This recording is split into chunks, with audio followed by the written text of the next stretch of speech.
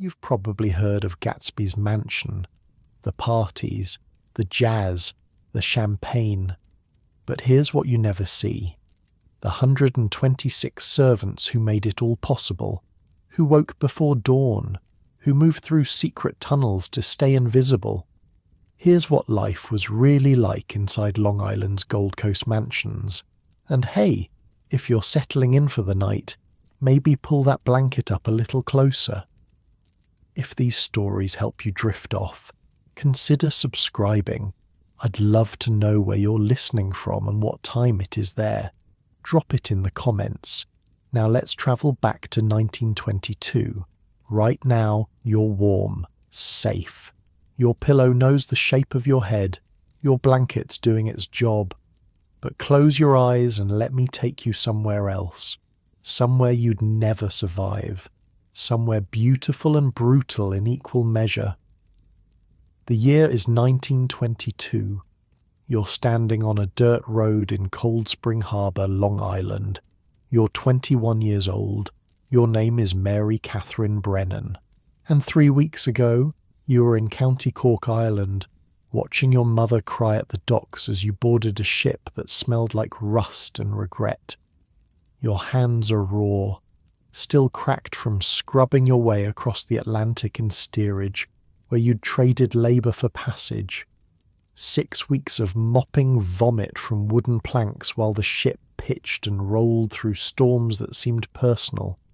6 weeks of sleeping in a bunk barely wider than your shoulders, pressed between two other girls who cried in their sleep. But you made it. You actually made it. And now you're here, standing on Long Island soil with everything you own in a single carpet bag, a wool dress, a cotton nightgown, your grandmother's rosary, a photograph of your family that's already starting to fade at the edges, and a letter crumpled from being read so many times the paper's soft as cloth from your cousin Bridget who came over 3 years ago. "Come to Long Island," she'd written in her looping hand. "The houses here make our whole village look like a chicken coop. They pay $20 a month, Mary. $20, and they feed you. You sleep in a real bed. You'll never be hungry again. $20 a month. Back home, that was more money than you'd see in a year. More than your father made breaking his back in the fields.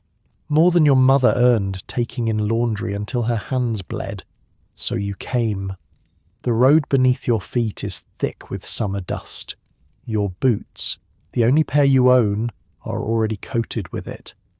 The afternoon sun is brutal, nothing like the soft grey light of Ireland, and sweat is trickling down your spine, soaking through your one good dress. You've been walking for nearly 2 hours. The man at the train station had pointed vaguely west when you'd asked about the Harrington estate. "Can't miss it," he'd said, looking at your carpet bag, your accent, your obvious foreignness. "It's the castle on the hill." Castle? You'd almost laughed. You'd seen castles in Ireland, crumbling ruins covered in ivy, home to nothing but crows and ghosts. Surely he was exaggerating, but then the trees part, and your feet stop moving, and your breath catches somewhere in the middle of your chest like it's forgotten how to escape. Holy Mother of God! It rises from the landscape like something from a fever dream. Not a house, not even a mansion, a palace. A French chateau transplanted whole from some European fairy tale and dropped onto Long Island as if by magic. Cream-coloured limestone gleams in the afternoon sun, so bright it hurts your eyes. Towers reach toward the sky. Windows, hundreds of them, catch the light and throw it back like scattered diamonds. The roofline is a fantasy of peaks and dormers and chimneys, stretching on until you lose count. You've never seen anything like it. You've never even imagined anything like it. In County Cork, the grandest building you'd ever entered was the church. Stone walls, wooden pews, a single stained glass window, that turned the light pink and gold on Sunday mornings. That church had seemed enormous to you then, a monument to something greater than yourself. This house could swallow that church whole, could swallow your entire village whole and still have room for Sunday dinner. The grounds sprawl in every direction. Formal gardens stretch before the main entrance, geometric patterns of clipped hedges and gravel paths surrounding fountains that catch the sunlight. Beyond them, you can see rolling lawns, green as anything in Ireland, dotted with marble statues. A lake glimmers in the distance. And is that a golf course? A golf course, just for one family. One family needs a golf course. Back home, they'd think you'd lost your mind if you described this. Mary, are you feeling well? Did you hit your head on the boat? Your legs are trembling as you approach the gate. Wrought iron, twice your height, worked into elaborate scrolls and flourishes. A guardhouse sits to one side, and a man in uniform steps out as you approach. "Deliveries around back," he says, not unkindly. "I'm not delivering anything." Your voice comes out steadier than you feel. "I'm here for the housemaid position. I have a letter from my cousin, Bridget Brennan. She works in the kitchen." The guard looks you over, your dusty dress, your worn boots, your carpet bag that's seen better days. His expression doesn't change, but something in his eyes softens just slightly. "New girl, then. Follow the drive around to the servants' entrance. East side of the house. Mrs. Whitmore will be expecting you." The servants' entrance. Of course. Girls like you don't walk through the front door. You've been walking for what feels like forever, but the drive alone takes another 10 minutes. 10 minutes of crushed white gravel crunching beneath your feet. 10 minutes of that impossible house growing larger and larger until it fills your entire field of vision. 10 minutes of your heart beating so hard you're certain it's going to bruise your ribs. As you round the east side of the house, the grandeur fades slightly. This is the working part of the estate, you realise. The part they don't want guests to see. The walls are still that beautiful limestone, but the windows are smaller here, set deeper. A row of doors leads to what must be kitchens and storerooms. The smell of baking bread drifts through an open window, and your stomach clenches. You haven't eaten since dawn. "Mary?"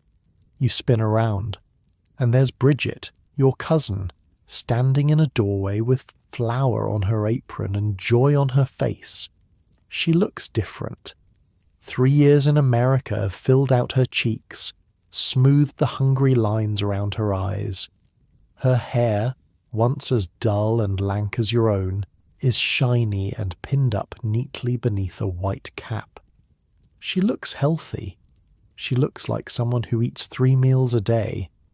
"You made it," she says, and then she's hugging you, and you're both crying, and you don't care that you're covered in road dust or that your dress is soaked through with sweat. "It's so big," you manage to say against her shoulder. "Bridget, it's so big," she laughs, pulling back to look at you. "Wait until you see inside. Wait until you see the ballroom, the library, the bathrooms, Mary. They have indoor bathrooms with running water, hot running water. Hot running water, indoor bathrooms. These are things you've heard about but never experienced. Back home, you bathed once a week in a tin tub in front of the fire, heating water bucket by bucket. The luxury Bridget's describing is almost incomprehensible. "Come on," she says, taking your carpet bag with one hand and your elbow with the other. "Mrs. Whitmore wants to see you before dinner. She's the housekeeper, runs everything below stairs. You'll want to stay on her good side." Below stairs. You'll learn that phrase well in the coming months. The invisible world beneath the visible one. The engine that makes the machine run smoothly while remaining entirely hidden from view. Bridget leads you through a maze of corridors. The walls down here are plain white plaster, nothing like the grandeur you glimpsed from outside. The floors are flagstone, cool beneath your feet. Gas lamps flicker at regular intervals, casting pools of yellow light. The smell of bread gives way to soap and steam and something savoury, meat perhaps, or soup. The family's not in residence yet, Bridget explains as you walk. They summer here, June through September, come out from the city when the weather turns warm. But there's a house party coming next week, so we're running around like chickens with our heads cut off getting ready. How many are we, you ask? Servants, I mean, Bridget thinks for a moment. Indoor staff? Maybe 35, 40 when the family's here. Then there's the gardeners, the stablemen, the chauffeurs. The golf course has its own staff. Must be over 100 all told, I'd reckon. Over 100 servants, to care for how many family members. The Harringtons are just 4, Bridget says, reading your thoughts. Mr. Harrington, Mrs. Harrington, and their 2 daughters. The older one, Miss Eleanor, she's 20, about your age, and Miss Caroline is just 16. 4 people, over 100 servants. The math doesn't make sense to you. Can't possibly make sense. What do 4 people even do with 100 servants? Does each daughter have 25 personal footmen? Does Mrs. Harrington have a dedicated pillow fluffer? But before you can ask more questions, Bridget stops in front of a heavy wooden door and knocks twice. Come. The voice from within is clipped. English, or something very like it. Bridget gives your hand a quick squeeze, then pushes open the door. The housekeeper's sitting room is small but comfortable. A fire crackles in the grate despite the summer heat.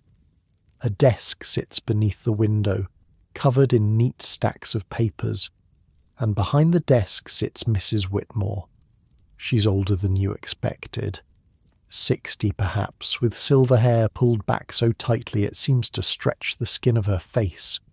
Her black dress is severe but immaculate. Her eyes, grey as a winter sky, miss nothing as they travel from your dusty boots to your sweat-dampened hair. Miss Brennan, I presume? Yes, ma'am. You're late. I expected you this morning. Your cheeks burn. The train was delayed, ma'am. I walked from the station as fast as I could. The train is always delayed. You should have accounted for that. She opens a ledger on her desk, runs her finger down a page. Bridget Brennan vouched for you. Said you were a hard worker, quick to learn. I hope she wasn't mistaken. No, ma'am. Can you read? Yes, ma'am. Write? Yes, ma'am. Do you know how to make a bed properly, build a fire, clean a grate, polish silver, iron linen? Each question is a test. You've done most of these things, but not the way they do them here, you suspect. Not the way a proper housemaid does them in a house like this. I know the basics, ma'am. I'm a quick learner. Mrs. Whitmore's expression doesn't change, but something in her posture relaxes just slightly. We'll see. You'll start as a third housemaid, bottom of the ladder. Your duties will include cleaning the family bedrooms, making beds, emptying chamber pots, carrying water, and assisting the upper housemaids with whatever tasks they assign.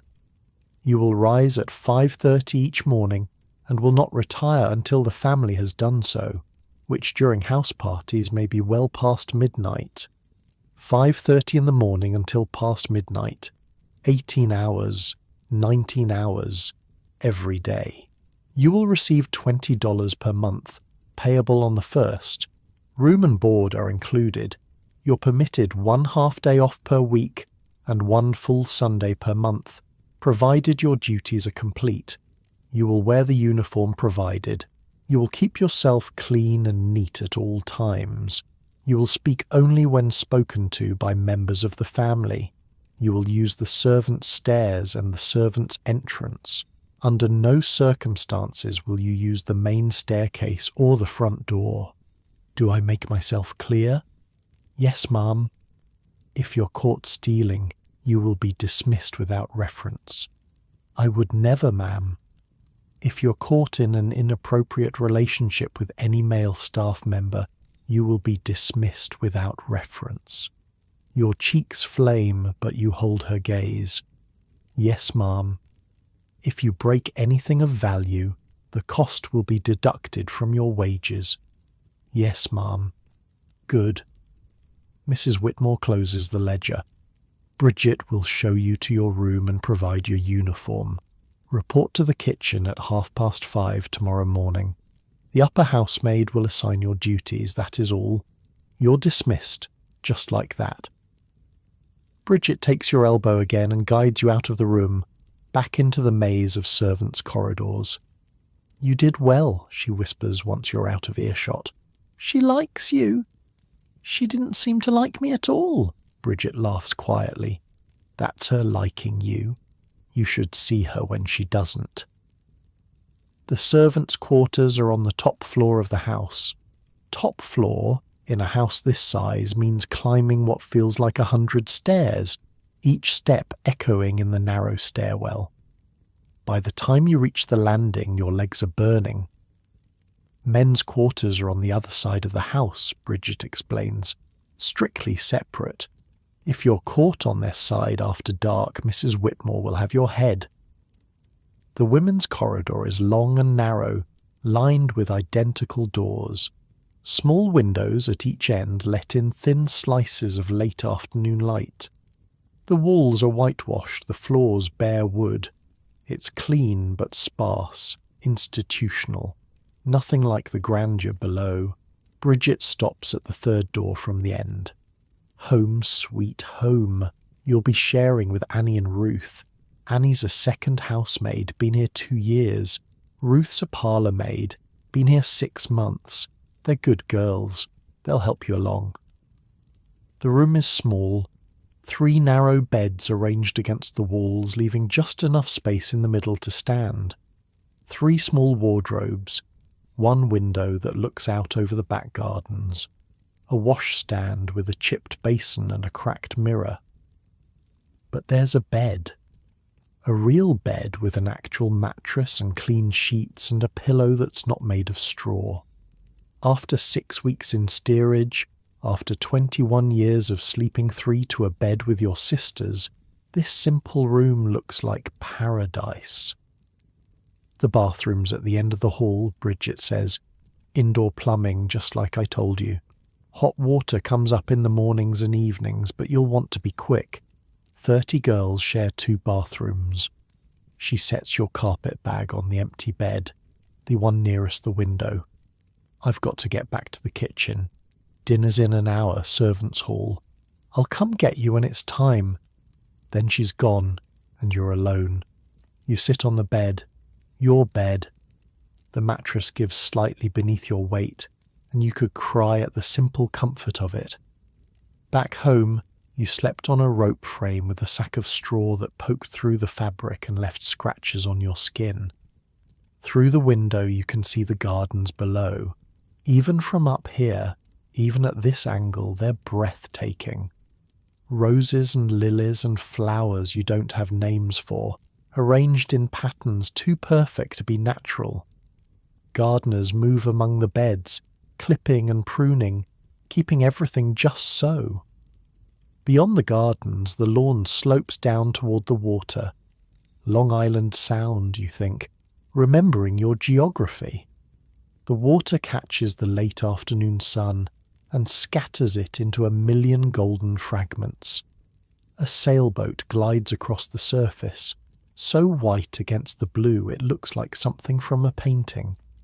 This is where you live now, this impossible place, where 4 people need 100 servants to survive, where the gardens are more manicured than any churchyard you've ever seen, where there's hot water and indoor plumbing and more food than you could eat in a lifetime. You think about your mother's face at the docks, the way she'd pressed a small wooden cross into your palm and whispered, Write to us, Mary Catherine. Tell us everything. What can you possibly write? How can you describe this place to people who've never seen anything grander than a country manor house? How can you explain that you live in a palace now, even if you live in the smallest room in the smallest corner of it? You lie back on the bed, just for a moment, just to rest your eyes. The mattress cradles you. The pillow sighs beneath your head. Outside you can hear birds singing in the gardens and the distant splash of a fountain, and somewhere, far off, the sound of a motor car on gravel. Tomorrow your new life begins. Tomorrow you'll wake at 5:30 and learn what it means to be invisible, to be part of the machinery that makes this impossible world run. But right now, for just this moment, you can close your eyes, you can breathe, you can feel, for the first time in months, something that might be hope.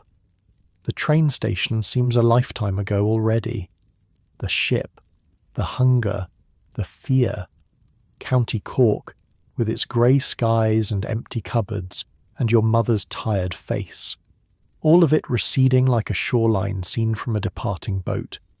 You're in America now, in the land of opportunity, in a castle on a hill where the flowers bloom in patterns and the bathrooms have hot running water, and a girl like you can earn $20 whole a month just for making beds and carrying water.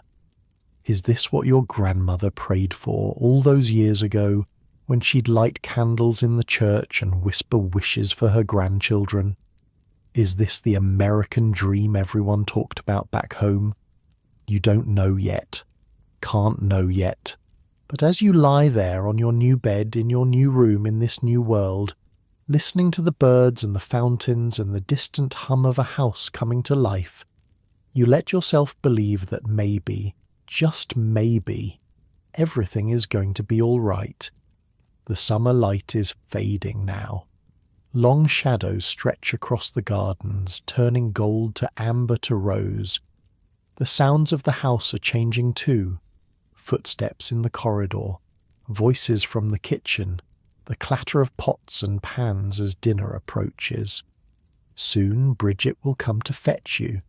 Soon you'll sit down in the servants' hall and eat your first meal as a member of this household. Soon you'll meet Annie and Ruth, your new roommates, and the cook and the butler and all the others who keep this impossible place running. But for now, for just these few more minutes, you can rest. The ceiling above you is plain white plaster, but through the window you can see the first stars beginning to appear. The same stars that shine over County Cork, over your mother's cottage, over the grave where your grandmother lies. You're so far from home, farther than you ever thought you'd be, but you made it. Against all odds, against every obstacle, you made it. And tomorrow, your real journey begins. Your eyes grow heavy. Your breathing slows. The sounds of the house fade into a gentle murmur, like waves on a distant shore. In the servants' quarters of one of the grandest houses in America, a girl from County Cork falls asleep. She doesn't know yet what's coming. The parties and the secrets, the romances and the heartbreaks, the crash that will bring it all tumbling down, the history she's about to live through. But you know, and you'll be there with her every step of the way. Welcome to Long Island's Gold Coast.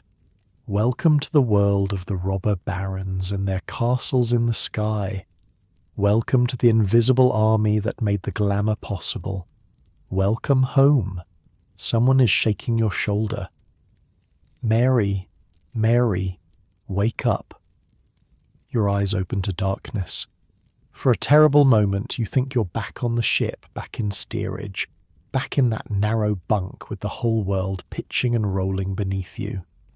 But no, the bed isn't moving. The air doesn't smell like vomit and seawater, and the voice whispering your name has an American accent, not Irish. First bell rang 5 minutes ago. You need to get up. Now. You sit up so fast your head spins. The room is pitch black except for a single candle guttering on the washstand. 2 figures move in the darkness. Your roommates, Annie and Ruth.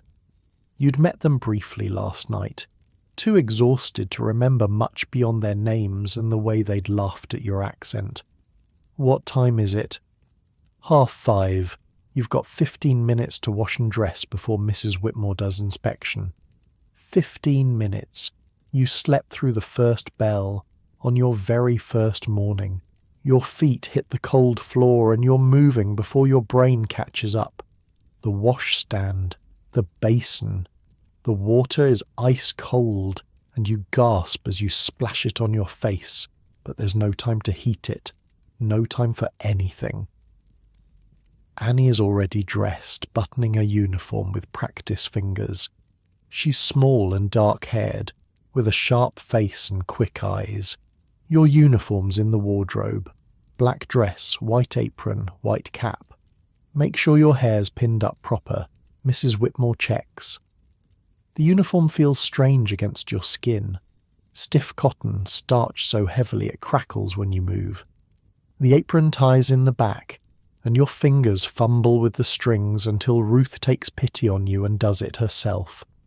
You'll get faster, she says. Ruth is tall and blonde, with a soft voice and gentle hands. Took me a week before I could dress in under 10 minutes. You don't have a week. You have 3 minutes.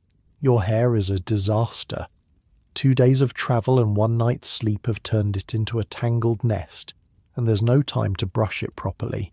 You do your best, twisting it up and jamming pins in until it stays, then cramming the white cap over the whole mess. Good enough, Annie says, giving you a once-over. Come on, inspection's in the servants' hall. The servants' hall is in the basement. A long, narrow room with whitewashed walls and a wooden table that could seat 40. Gas lamps flicker along the walls, casting everyone's face in yellow shadow. The staff is assembled in 2 lines, women on one side, men on the other, standing at attention like soldiers awaiting inspection. Because that's exactly what this is. Mrs. Whitmore walks slowly down the line. She stops at each servant, checking their uniform, their hair, their hands. A girl near the end of the row gets sent back upstairs. Fingernails not clean enough.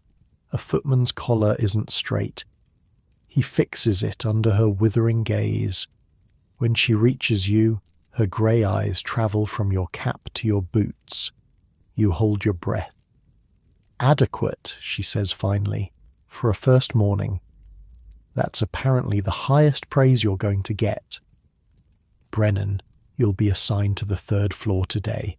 Family bedrooms. You'll work under Sarah, the second housemaid. Do exactly as she says. Touch nothing unless instructed. Break nothing. Is that clear? Yes, ma'am. Good. Dismissed. The staff disperses like smoke, everyone moving with purpose toward their assigned tasks. Sarah finds you in the chaos. She's maybe 25 with freckles across her nose and a no-nonsense expression. Ever made a proper bed? I've made beds, yes. Not a proper bed, you haven't. Not a bed with 3 mattresses that all need turning. Not a bed with sheets that cost more than your yearly wage. Come on, I'll show you. You follow her through corridors you don't recognize, up a narrow staircase hidden behind a door that blends so perfectly into the wall you'd never know it was there. Servant stairs, Sarah explains. We've got our own network, runs through the whole house, narrow, dark, steep as anything, but it means we can get from the kitchens to the bedrooms without ever crossing the main halls. The staircase is exactly as she described, narrow enough that your elbows brush the walls on either side, dark enough that you have to feel your way by memory. The steps are worn smooth from decades of servant feet, dipping in the middle where thousands of trips have eroded the wood. The family doesn't like to see us, Sarah continues, her voice echoing oddly in the enclosed space. That's the rule. We're supposed to be invisible, like the house runs itself by magic, so we use these stairs, these corridors. We stay out of sight. You emerge on the 3rd floor into a narrow hallway that runs behind the main bedrooms. Doors line one side, each one opening into a different chamber. The doors on the other side lead to dressing rooms, bathrooms, sitting areas, a whole hidden layer of the house. Coal first, Sarah says, grabbing 2 empty scuttles from a closet. Fires need to be lit before the family wakes. They sleep late, 8, 9 o'clock sometimes, later if there's been a party, but they want warm rooms when they open their eyes. The coal cellar is in the basement, of course. Down 4 flights of servant stairs. Fill the scuttles until your arms ache, then back up 4 flights while the metal handles cut into your palms. By the time you reach the 3rd floor again, you're sweating through your starched uniform. Sarah doesn't seem winded at all. She's done this so many times her body doesn't even notice anymore. Watch carefully, she says, kneeling before the fireplace in the 1st bedroom. Grate needs to be cleaned first. All the ash from yesterday. Then you lay the fire. Paper at the bottom, then kindling, then coal. Light it gentle. Let it catch before you add more coal. Too much too fast and it'll smother. Her hands move with practiced efficiency. Ash into the bucket. Paper crumpled just so. Kindling arranged in a neat pattern. A match struck and held to the paper until flames lick upward. Now you try. Next room.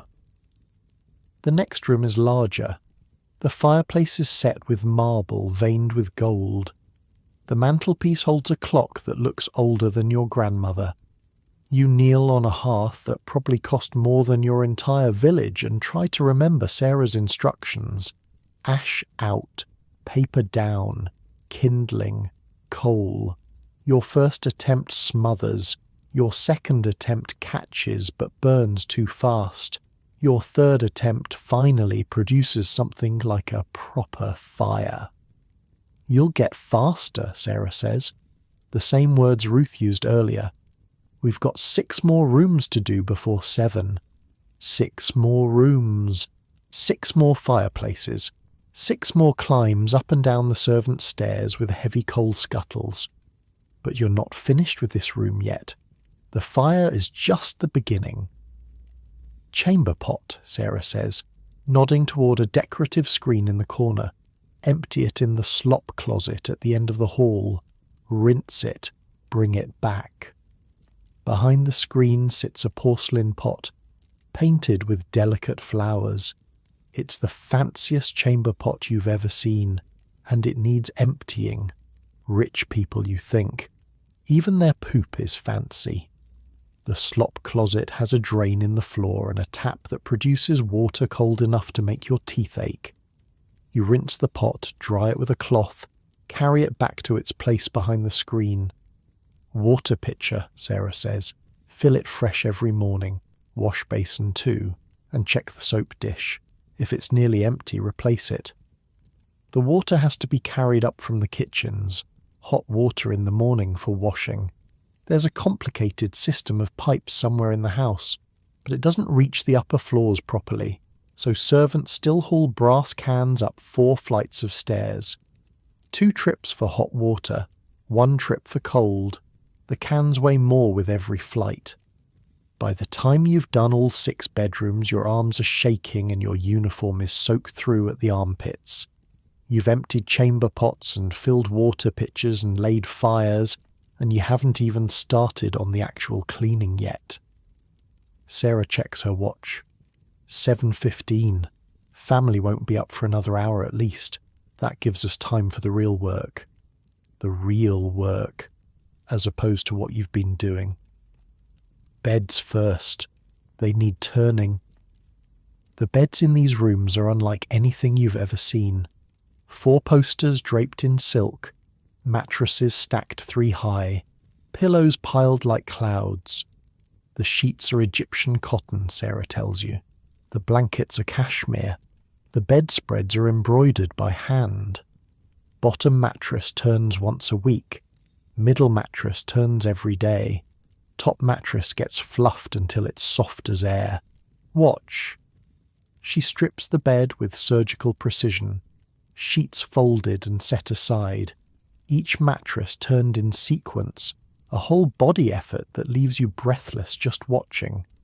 Then the sheets go back on, tucked so tight you could bounce a coin off them. Hospital corners. Perfect alignment. Not a single wrinkle. Your turn.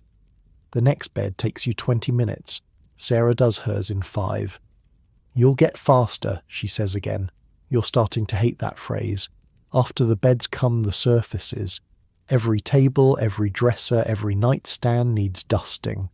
The furniture polish smells like lemons and something chemical. You work it into the wood with a soft cloth, buffing until you can see your own reflection. Careful with the ornaments, Sarah warns. That vase is Ming Dynasty, probably worth more than we'll both earn in a lifetime. You hadn't even noticed the vase. It sits on a corner table, blue and white porcelain, so delicate it looks like it might shatter if you breathe on it. You dust around it without touching, terrified of even coming close. The morning stretches on. Dusting becomes sweeping, becomes mopping. Curtains need straightening. Windows need checking for smudges. Mirrors need polishing until they gleam. And through all of it, you must remain invisible. Footsteps, Sarah hisses suddenly, grabbing your arm. Main corridor, come on. You duck through a door you hadn't noticed into a narrow passage that runs between the walls. Sarah presses a finger to her lips. Through the thin plaster you can hear footsteps passing. A voice, female, young, complaining about something. Miss Caroline, Sarah whispers, the younger daughter. She's up early. You wait in the darkness until the footsteps fade. Then you emerge, ghost-like, into the bedroom you'd just finished cleaning and continue as if nothing happened. She didn't know we were there, Sarah says. That's the whole point. She never knows we're here. None of them do. They wake up to warm rooms and clean sheets and fresh water, and they never think about who made it happen. You think about your mother, rising before dawn to light the fire, to fetch water from the well, to start the porridge. All the invisible labour that kept your family alive. It's not so different, really. Except the scale, except the wealth, except the 100 servants instead of one tired woman. Breakfast, Sarah says finally, checking her watch again. Servants' hall, 20 minutes, then we start on the main floor. Breakfast is porridge and toast and tea. Real tea, not the weak stuff you had back home. And bacon, and eggs. You eat like you haven't eaten in weeks, which is nearly true. The servants' hall is full now. Kitchen maids and scullery maids and laundresses and footmen and gardeners, all eating at the long table in strict hierarchical order. Upper servants at one end nearest the fire, lower servants at the other, nearest the draughts. You're at the very bottom. Squeeze between 2 other third housemaids who don't bother introducing themselves. But the food is good. The food is plentiful. And for the first time since you left Ireland, you feel genuinely full. After breakfast, Sarah leads you downstairs to the main floor, and for the first time you see the house as the family sees it. Holy Mother of God! The entrance hall alone could swallow your entire childhood home. A grand staircase sweeps upward, carved from white marble, gleaming under crystal chandeliers. The floors are polished wood, dark and lustrous. Paintings line the walls, landscapes, portraits. A woman in pearls who looks down at you with something like amusement. Carrere and Hastings, Sarah says, noticing your expression. They designed this house, same firm that did the New York Public Library. You don't know what that means, but you nod anyway. The drawing room takes your breath away. Gold leaf on the ceiling, silk on the walls, furniture that looks too beautiful to sit on, a fireplace you could stand upright in, carved with scenes from Greek mythology. Don't touch the artwork, Sarah says. Ever. The paintings alone are worth more than this house. More than this house, which cost $11 million to build. You can't comprehend numbers like that. Can't wrap your mind around a world where paintings cost more than palaces. The library is next. Floor-to-ceiling bookshelves, filled with leather-bound volumes that nobody ever reads. A rolling ladder for reaching the upper shelves, a desk the size of a dining table, and there, behind one of the bookshelves, a door you wouldn't see unless you knew to look. Secret passage, Sarah says, pushing it open, leads to the servants' quarters. There's a whole network of them, tunnels and corridors and hidden staircases, so we can move through the house without being seen. You step through into darkness. The passage is narrow, barely wide enough for one person. Gas lamps flicker at intervals, casting pools of yellow light. The family doesn't know about all of them, Sarah continues.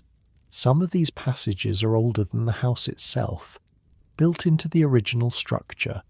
We've mapped them out over the years, passed the knowledge down. It's our house too, in a way. We just see different parts of it. Different parts, the hidden parts, the arteries beneath the skin that keep the body alive. Come on, Sarah says, we've got the ballroom to do before lunch. The ballroom. You'd heard whispers about it last night from the other maids.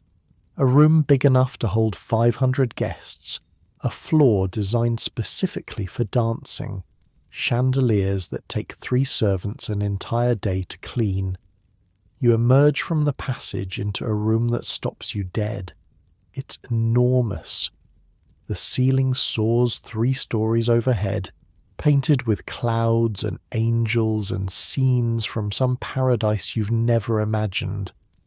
Crystal chandeliers hang like frozen waterfalls, catching the morning light and scattering it into rainbows across the walls. The floor is polished parquet, arranged in geometric patterns that must have taken years to create. And the windows, floor-to-ceiling glass, overlooking the formal gardens, the fountains, the maze of hedges, the endless green lawn rolling down toward the water. This is where they have their parties, Sarah says. When the family's in residence, there's a party almost every weekend. 300 guests, sometimes more. They dance until dawn, drink champagne like water. The orchestra plays right there in the alcove. You try to imagine it. 300 people in silk and diamonds, twirling across this floor while an orchestra plays and champagne flows. The laughter, the music, the glitter of jewels in candlelight. And somewhere, in the passages and kitchens and hidden spaces, 100 servants working frantically to keep it all running, pouring drinks, clearing plates, unseen, essential, forgotten. It's beautiful, you say, because it is, despite everything, despite the exhaustion and the aching muscles and the certain knowledge that you'll spend your life cleaning spaces you'll never truly inhabit. It's the most beautiful thing you've ever seen. Sarah nods. It is, but beauty doesn't clean itself. She hands you a mop, and just like that, the magic breaks. You're not a guest at the ball. You're not a princess in a fairy tale. You're a third housemaid from County Cork and you've got a ballroom to clean before lunch. The parquet floor takes 2 hours. On your hands and knees, working the polish into every groove, every join, every inch of wood. By the time you're done, your reflection stares back at you from the surface, distorted and unfamiliar. Who is that girl? The one with the cap and apron, the one with the red hands and aching back. She looks like a stranger. She looks like someone who's already starting to disappear. Lunch is soup and bread in the servants' hall. 30 minutes to eat, and then back to work. The afternoon is more of the same, more cleaning, more polishing, more climbing up and down the servants' stairs until your legs burn. At 6 o'clock, Sarah finally releases you. The family is dressing for dinner. Upper servants only now. Ladies' maids and valets and footmen to serve the meal. Third housemaids are dismissed until tomorrow. You climb the stairs to your room. 4 flights. You've lost count of how many times you've climbed them today. Your body moves on autopilot, muscle memory already forming. Annie and Ruth are already there, changing out of their uniforms. They look as tired as you feel. First day's the worst, Ruth says. It gets easier. Does it?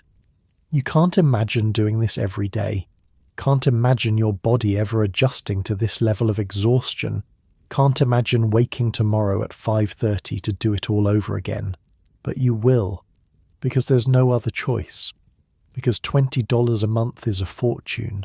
Because somewhere in County Cork your mother is waiting for a letter, waiting to hear that her daughter made it, that she's safe, that she's building a life in America. You lie down on your bed. The mattress that felt like paradise last night now just feels like a surface, any surface, somewhere to rest your shattered body. Through the window, you can see the gardens again. The last light of evening turning everything gold. Gardeners moving through the rose beds, even now, even at this hour. The work never stops. In the distance you can hear music, a piano, playing something soft and melancholy. One of the daughters, practicing perhaps. The sound drifts up through the secret passages and hidden corridors, finding its way to the servants' quarters like a ghost. You close your eyes. Tomorrow you'll do it all again, and the day after, and the day after that. But tonight, for just a few hours, you can rest. The piano plays on. The evening deepens, and somewhere in the castle on the hill, 100 servants are putting the house to bed, preparing it for another day of unseen labour. You sleep. 2 weeks pass. Your hands stop bleeding. That sounds dramatic, but it's the truth. Those first days, the lye soap and the scrub brushes and the constant contact with water left your skin raw and cracked. You'd wrap your fingers in rags at night, trying to keep them from splitting further. But calluses form. Skin toughens. Your body adapts because it has no other choice. You learn the house, not all at once, not consciously, but piece by piece, like assembling a puzzle in the dark. The servant stairs that creak on the 3rd step, the coal chute that sticks unless you kick it just right, the hot water tap on the 2nd floor that takes exactly 43 seconds to warm up, the window in Miss Caroline's room that won't stay latched unless you wedge a folded paper beneath the lock. You learn the rhythms too, when to stay out of sight, when to move fast, when to slow down and listen for footsteps in the main corridor. Sunday afternoon, your half-day off. You're sitting in the servants' hall with Bridget, writing a letter to your mother while the rain drums against the basement windows. Tell her about the gardens, Bridget suggests. She's knitting something, a sock maybe, her needles clicking in steady rhythm. She'd like that, the roses and all. You've been staring at the blank page for 10 minutes. How do you describe this place to someone who's never seen anything like it? Dear Mother, you write finally, I am well. The house is very grand. The understatement of the century. The gardens here are beautiful. There are roses of every colour, pink and red and yellow and white. A man named Olmsted designed them, they say. His father did Central Park in New York City. You pause. Your mother has never seen New York City, has never seen a park larger than the patch of green behind the church. The comparison means nothing to her, but you continue anyway. The family has not arrived yet. We're preparing for a house party next week. I work hard, but I am eating well. 3 meals a day and sometimes cake on Sundays. Cake. That detail will make her happy. Will make her believe you're thriving here, even if thriving means scrubbing floors until your knees bruise and carrying water until your shoulders ache. How's the food, really? Bridget asks, without looking up from her knitting. Better than anything back home. Wait till the family's here. The cook makes French food then. Sauces you wouldn't believe. Sometimes we get the leftovers. French food. Your mother wouldn't know what that means either. A bell rings somewhere above. 3 short chimes. Bridget frowns. That's Mrs. Whitmore. Something's up. By the time you reach the housekeeper's sitting room, half the female staff is already assembled. Mrs. Whitmore stands behind her desk, her expression even more severe than usual. The family arrives Thursday instead of Saturday. That gives us 4 days instead of 6. I expect the house to be ready. A ripple of tension moves through the group. 4 days. Everything you'd planned to accomplish by Saturday now needs to happen by Thursday. Additionally, Mrs. Whitmore continues, Mr. Harrington is bringing guests. The Kahns from Cold Spring Harbour and the Phippseys from Old Westbury. That means preparing the guest wing as well as the family quarters. The Kahns, the Phippseys, names you don't recognise, but from the way the other maids shift and whisper, they're clearly important. After the meeting breaks up, you find Sarah in the linen closet counting sheets. Who are the Kahns? Sarah doesn't look up from her counting. Otto Kahn, banker, lives about 10 miles from here in a place called Oheka, named it after himself. Built it on top of a hill because he wanted the highest point on Long Island. Is his house bigger than this one? Sarah laughs. Mary, his house is the 2nd biggest private home in America. 127 rooms, 39 fireplaces. They've got 126 servants just to keep it running. 127 rooms. You try to picture it. This house feels infinite already, and there are maybe 60 rooms here. What would you even do with 127?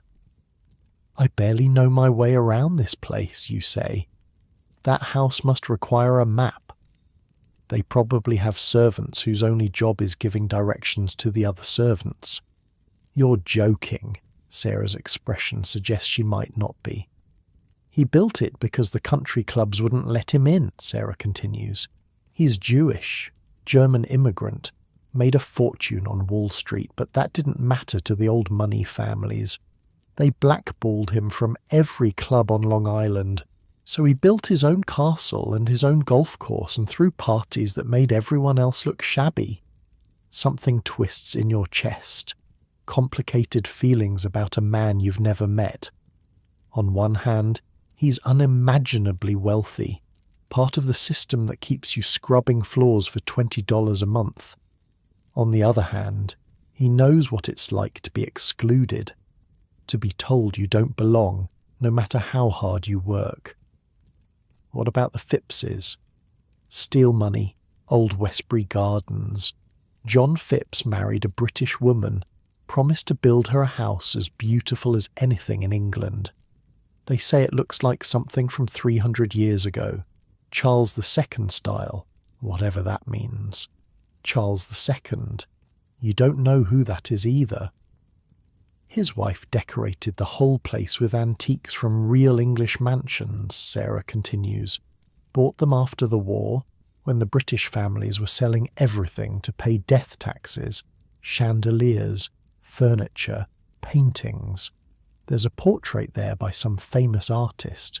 one of only 5 signed ones in the whole world. You think about the Ming vase on the 3rd floor, the one worth more than your lifetime wages, and that's just one object in one room in one house. How many priceless things are scattered across Long Island right now? How much of the world's beauty is locked up in places ordinary people will never see? "Come on," Sarah says, tucking the sheet count into her apron pocket. "We've got 4 days to do 6 days' work." The next 4 days blur together. You sleep in snatches. 4 hours here, 3 hours there. The whole house hums with activity. Windows are washed until they disappear. Silver is polished until it glows. Every surface, every corner, every inch of the estate is scrubbed and buffed and perfected. You learn more about the house as you clean it. Each room tells a story. The morning room was decorated by a firm from Paris. The wallpaper alone cost more than most houses. The pattern is hand-painted silk, imported across the Atlantic in specially designed crates to prevent wrinkling. The dining room seats 40. The table is one single piece of mahogany, cut from a tree that was old when Columbus sailed. The chairs were made by craftsmen who spent a year on each one. The chandelier hanging above contains 3,000 crystals, and cleaning it takes 2 servants an entire day. The conservatory is filled with plants from every continent. Orchids from South America, ferns from New Zealand, orange trees from Spain that produce actual fruit in the middle of a Long Island winter. A team of gardeners does nothing but tend to this one room. And the bathrooms, 7 of them on the family floor alone. Porcelain tubs deep enough to submerge yourself completely. Gold fixtures. Hot water that flows from the tap without anyone having to carry it. Back home, you bathed once a week in a tin tub in front of the fire. Here, Miss Carolyn takes 3 baths a day during summer.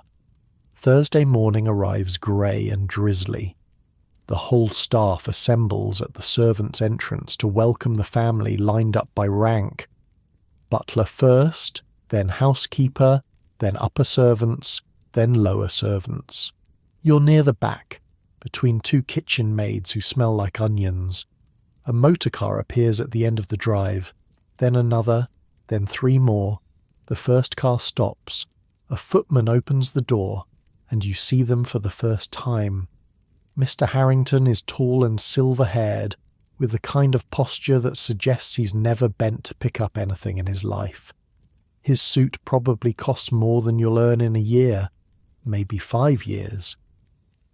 Mrs. Harrington is elegant in that careful way. Rich women are elegant. Every hair in place, every accessory chosen with precision.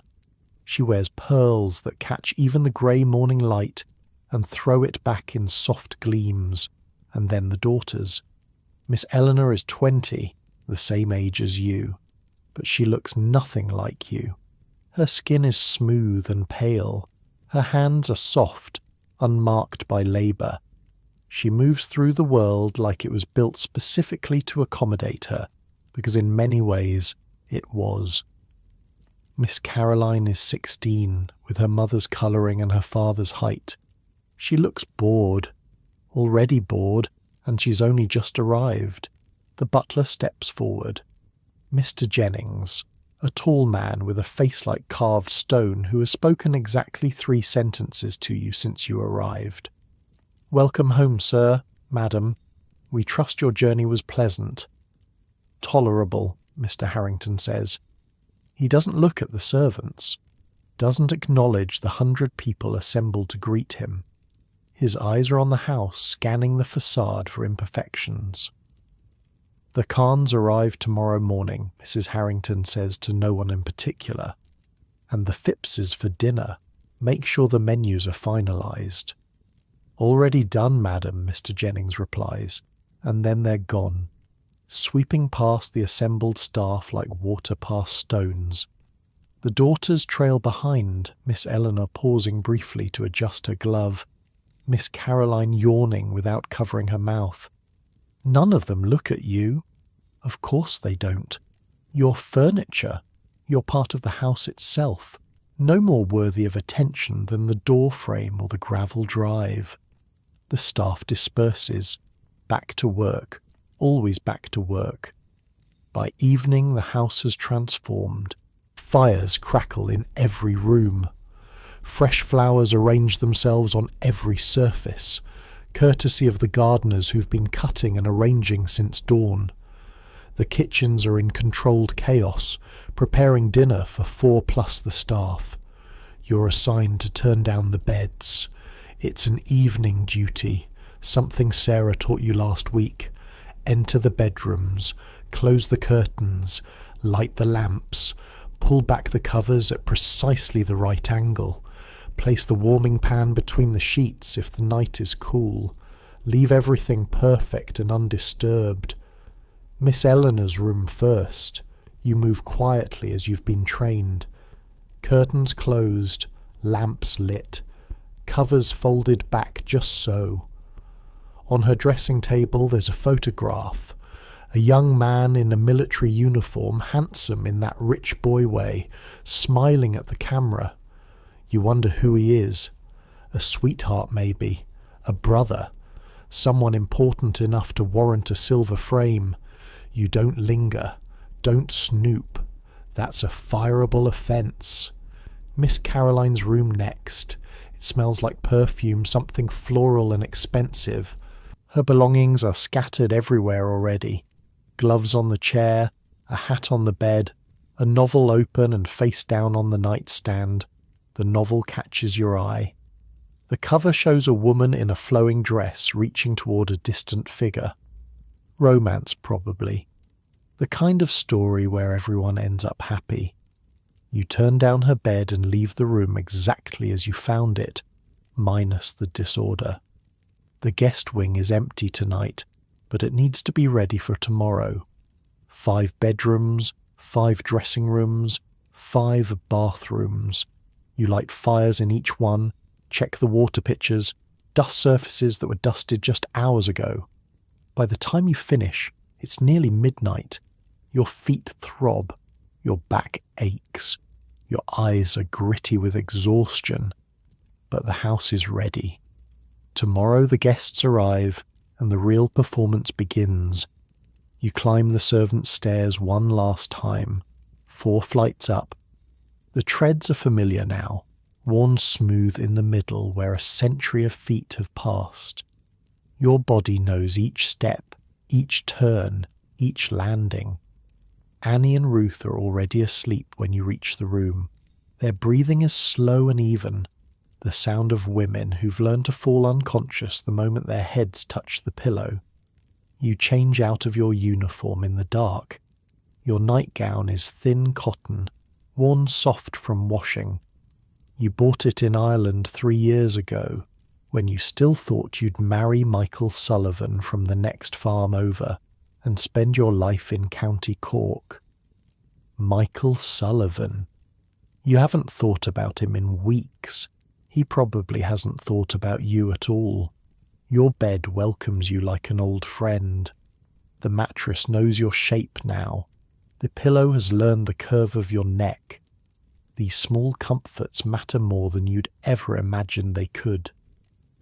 Through the window, you can see lights burning in the main house. The family is still awake, probably in the drawing room, probably drinking something expensive, probably talking about things you'll never understand. What do rich people talk about when no one's listening? Do they worry about money, about the future, about anything at all? You'll never know. You're not meant to know. You're meant to make beds and carry water and disappear. But sometimes, late at night, you wonder, what would it be like to live in the house instead of beneath it? To wear silk instead of cotton? To have someone else light your fires and carry your water and fold back your sheets? Would you be happier? Would you be kinder? Would you even notice the people who made your life possible? You don't know, can't know. It's too far outside your experience to imagine, but you fall asleep thinking about it anyway, dreaming about a life that was never meant to be yours. The rain has stopped, the clouds are breaking up, and somewhere, far below, the kitchen staff is already starting preparations for tomorrow's breakfast. The machine never stops. You sleep while you can. But even in sleep you're learning. Your dreams are full of corridors now, secret passages that twist and turn through impossible spaces, rooms that shift and change when you're not looking, staircases that go up and up forever, your legs burning, your arms heavy with coal scuttles that never empty. You dream about the butler, Mr. Jennings. In your dream, he's explaining the hierarchy of the house, the same way he explained it to you last week in the servants' hall. Everyone has their place, Dream Jennings says, his stone face never moving. The butler and housekeeper sit at the head of the servants' table, upper servants on one side, lower servants on the other. We do not mix, we do not forget our stations. Upper servants, that's the butler, the housekeeper, the cook, the ladies' maids, the valets. They have their own sitting room, their own dining room sometimes. They dress better, eat better, speak better. Some of them have been in service their whole lives, trained from childhood in great houses across England or Germany or France. Lower servants, that's everyone else. Housemaids, kitchen maids, scullery maids, laundresses, hall boys, the people who do the hard physical work while the upper servants supervise. And then there are the outdoor staff, gardeners and stablemen and chauffeurs. They have their own hierarchy, their own rules, their own separate world. In your dream, Mr. Jennings walks you through the servants' quarters, shows you the butler's pantry where the silver is kept in locked cases, shows you the wine cellar where bottles older than your grandmother wait in dusty rows, shows you the gun room, the flower room, the lamp room, the boot room. So many rooms, so many functions. Every aspect of the family's life requires its own dedicated space, its own dedicated servants. The family has 4 members, Dream Jennings says. We have over 100 staff. That is a ratio of 25 servants per family member. Think about that, Miss Brennan. 25 people dedicated to making one person's life comfortable. You think about your mother, one woman, running an entire household, cooking and cleaning and washing and mending and gardening and child-raising, all by herself, with maybe a neighbour's help during harvest time. Here they have a servant just to clean the lamps, another servant just to polish the boots, another servant whose only job is arranging flowers. Is it necessary, you ask in the dream? All of this? Dream Jennings looks at you with something like pity. Necessary? No. Nothing about this life is necessary. But that's not the point. The point is the appearance of necessity. The illusion that all this splendour simply happens naturally, that these people deserve the luxury they enjoy. We create that illusion. We make the impossible look effortless.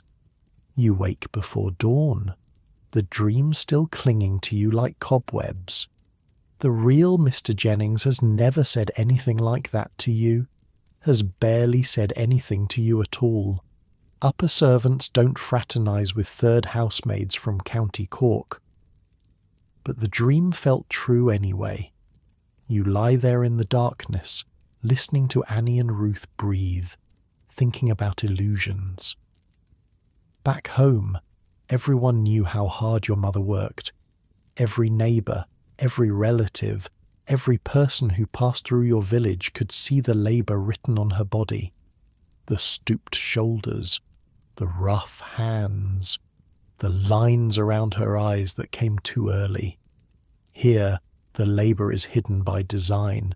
The family wakes to warm rooms and fresh water and perfectly made beds, and they never think about who made it happen.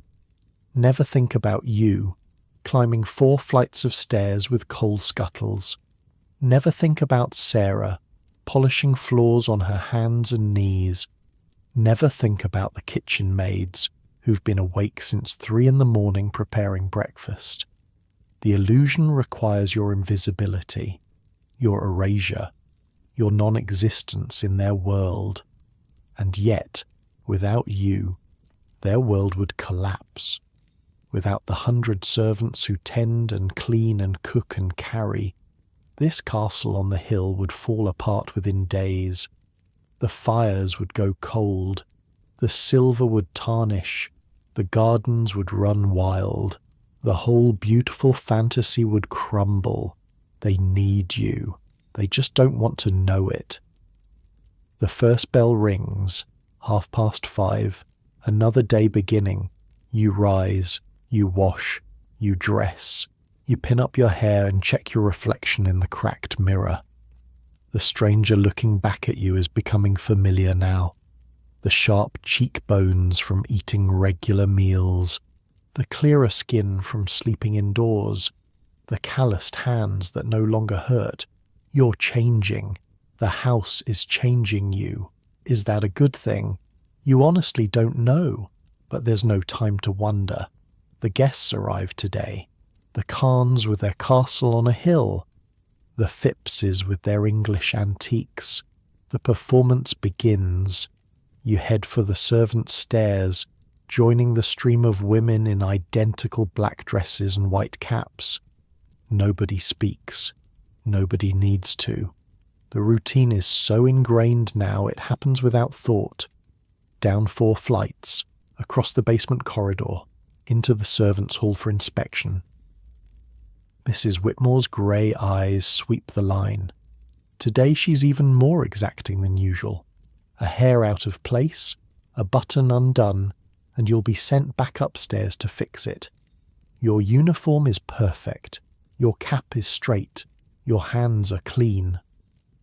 Adequate, Mrs. Whitmore says when she reaches you.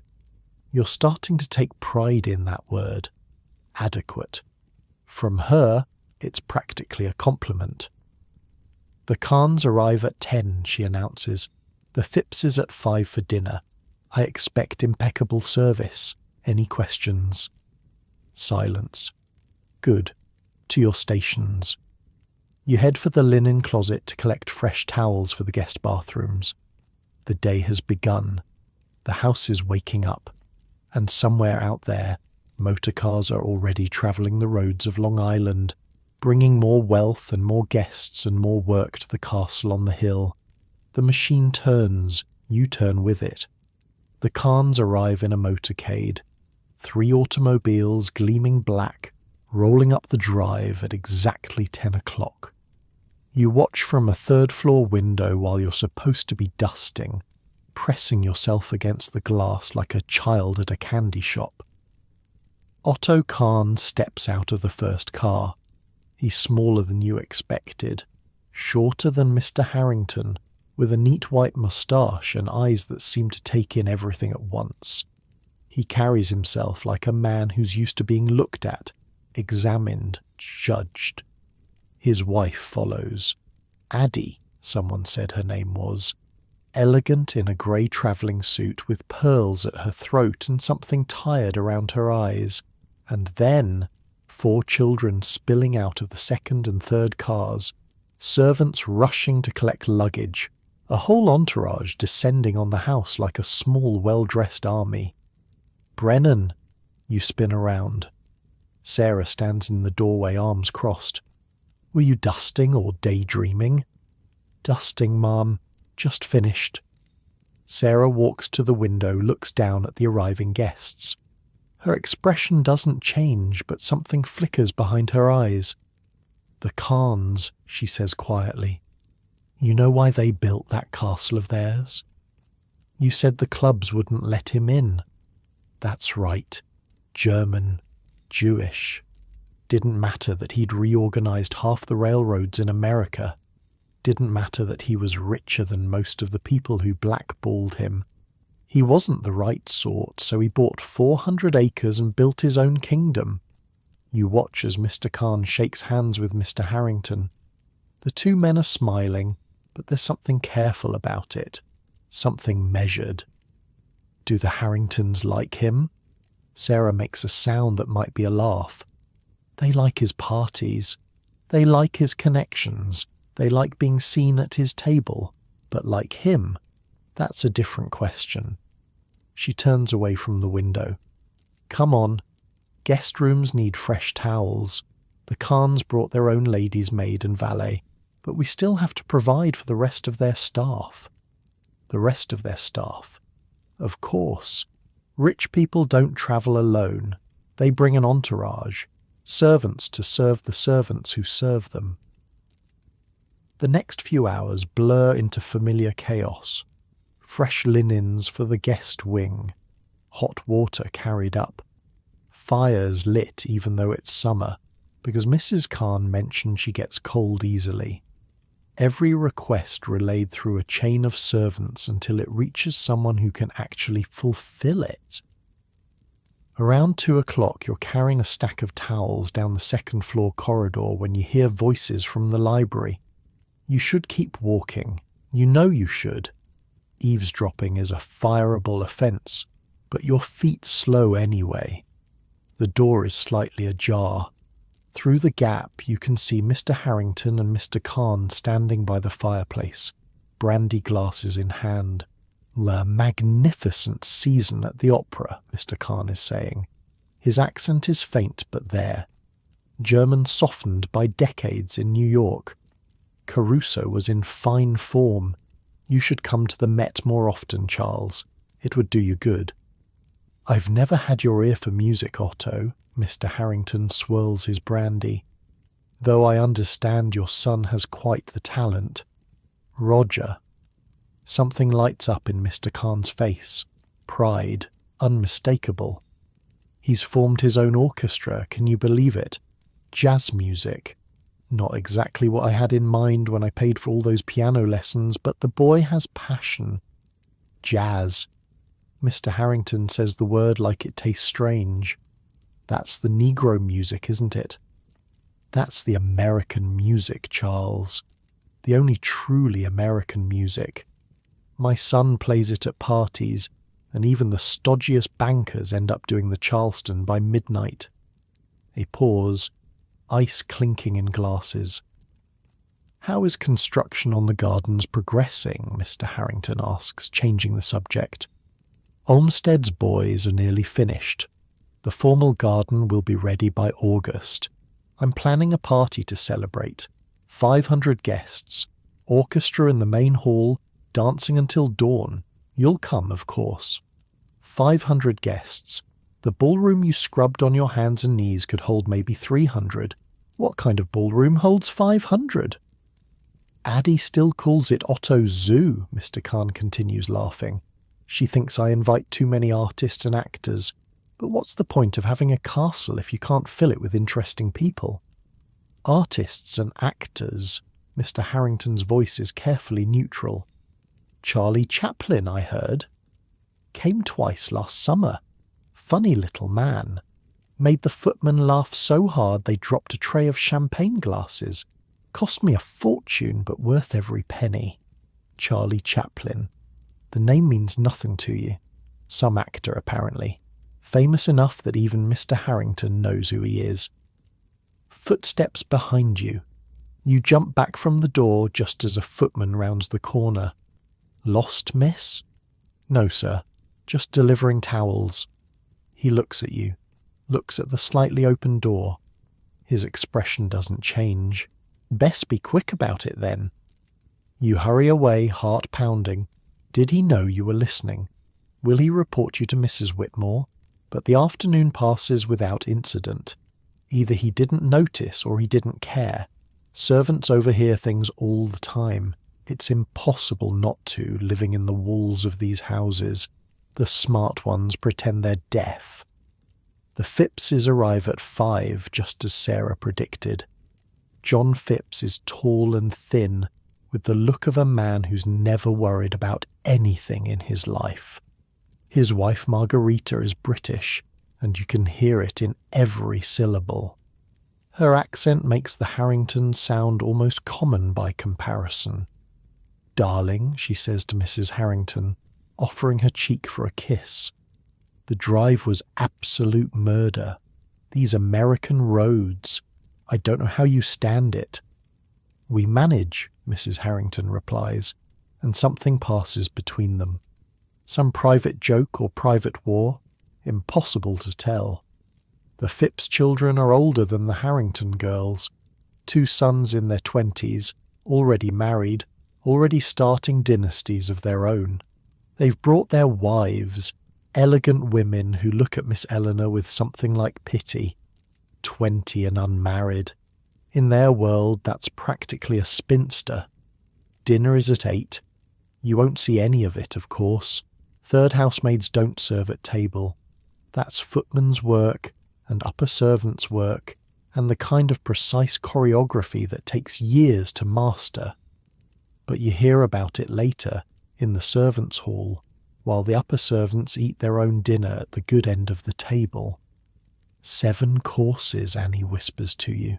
Started with oysters, then soup, then fish, then meat, then game, then salad, then dessert. Different wine with every course, different silver, different china. How long did it take? 3 hours. They sat at that table for 3 hours. 3 hours to eat dinner. Back home you ate standing up half the time, shoving bread into your mouth between chores. Here, dinner is a performance, an event. Something that requires 7 courses and 3 hours, and a team of servants working in perfect synchronization. After dinner, the ladies withdraw to the drawing room while the men stay for cigars and brandy. That's when the real business happens, Sarah told you once. The men make deals while pretending to relax. Railroad investments, stock tips, political maneuvers, all disguised as casual conversation over expensive tobacco. You're assigned to check the bedrooms while the family's downstairs, turn down the beds, light the lamps, make sure everything's perfect for whenever they decide to stumble upstairs. The Kahns are staying in the blue room and the green room. Mrs. Kahn's things are arranged with military precision on her dressing table. Perfume bottles in size order, hairbrushes aligned. A photograph of her children in a silver frame positioned to catch the light. Mr. Kahn's room is different. Papers everywhere. Books stacked on the nightstand, on the desk, on the floor beside the bed. You recognize some of the titles from the spine. Philosophy, economics, a volume of poetry in German. So he reads. Actually reads, not just owns books to impress visitors. There's something humanizing about that. Something that makes him less like a character from a story and more like a person. You turn down his bed, careful not to disturb the papers, light the lamp, check the water pitcher. On his desk there's a letter, half written. You shouldn't look. You really shouldn't. But your eyes catch a phrase anyway. They will never accept us no matter how much we give. But perhaps that's not the point. Perhaps the point is to build something beautiful anyway, something that will outlast their prejudice. You look away, feel something complicated twist in your chest. He knows. Of course he knows. He built a castle on a hill and filled it with artists and actors, and threw the biggest parties Long Island has ever seen, and he knows none of it will ever be enough. The old money families will take his champagne and dance in his ballroom, and still look down on him for being born on the wrong side of some line they drew before he was even born. You think about your own unmarked lines, Irish, Catholic, servant, the things that mark you as lesser in this world, no matter how hard you work. At least you and Otto Kahn have that much in common. The Phipps rooms are on the other side of the guest wing. Margarita Phipps has brought what looks like half of England with her. trunks and hat boxes and garment bags and a jewellery case that probably contains more wealth than your whole village. Her lady's maid is British too, a sharp-faced woman named Collins who looks at you like you're something stuck to her shoe. The mistress requires her bed warmed, Collins says. See to it. Yes, ma'am. You fetch the warming pan from the closet, fill it with hot coals from the fireplace, and run it between the sheets until the chill is gone. It's a simple task, but Collins watches you like you might set the bed on fire. Irish, are you? Yes, ma'am, County Cork. She doesn't say anything else, but her expression says enough. Irish servants are common here, but they're not exactly respected. Too wild, the English think. Too superstitious. Too Catholic. You finish warming the bed and escape before she can find something else to criticise. The evening wears on. Laughter drifts up from the drawing room. Music starts at some point, a gramophone playing something jazzy. The Khan's influence, probably. Mr. Khan and his jazz. By 11, the family starts retiring. The men first, surprisingly. Then the older women. The young people stay up later, dancing in the music room, their footsteps echoing through the floors above your head. You're dismissed at midnight, but sleep doesn't come easily. Your mind keeps circling back to that letter on Otto Kahn's desk. They will never accept us. Something beautiful anyway. Is that what you're doing here? Building something beautiful in a world that will never accept you? Finding meaning in work that's designed to make you unseen? Or are you just surviving? Just getting through each day, earning your $20, sending money home to a family you might never see again? You don't know, can't know, not yet. But as you lie there in the darkness, listening to Annie and Ruth breathe, you think about castles on hills and the people who build them, the people who fill them with art and music and laughter, trying to prove something to a world that's already made up its mind. Maybe that's all any of us can do. Build something beautiful. Hope someone notices. The house settles around you, creaking floors and sighing walls and the distant sound of footsteps on the servants' stairs. Someone's still awake. Someone's always still awake.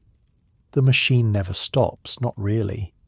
It just slows down in the small hours, catching its breath before dawn brings another day. Tomorrow there will be breakfast to prepare and rooms to clean and guests to accommodate. Tomorrow the Harringtons and the Kahns and the Phippses will wake to warm rooms and fresh water, never wondering how it got there. But tonight, for just a moment, you let yourself wonder about them, about the loneliness of building castles, about the weight of pearls and the prison of privilege. They have everything you'll never have, but maybe in some small way they're trapped too. The thought doesn't comfort you exactly, but it makes the world feel a little less divided, a little more human. You close your eyes. The letter stays with you as you drift towards sleep. Something beautiful anyway. Yes, maybe that's the point. The wind picks up outside, rattling the window in its frame. A storm coming maybe, or just the Long Island Sound, breathing in and out like something alive. You sleep. And somewhere below, in a castle on a hill, the last dancers finally stop their spinning and head upstairs to beds that are already warm, sheets already turned, lamps already lit. They don't know your name, will never know your name. But you're the reason their world works, and for now, that has to be enough. In your dreams, you're back in County Cork. Your mother is showing you how to set a table, the way she does for Sunday dinner when the priest comes. 2 plates, 2 forks, 2 knives.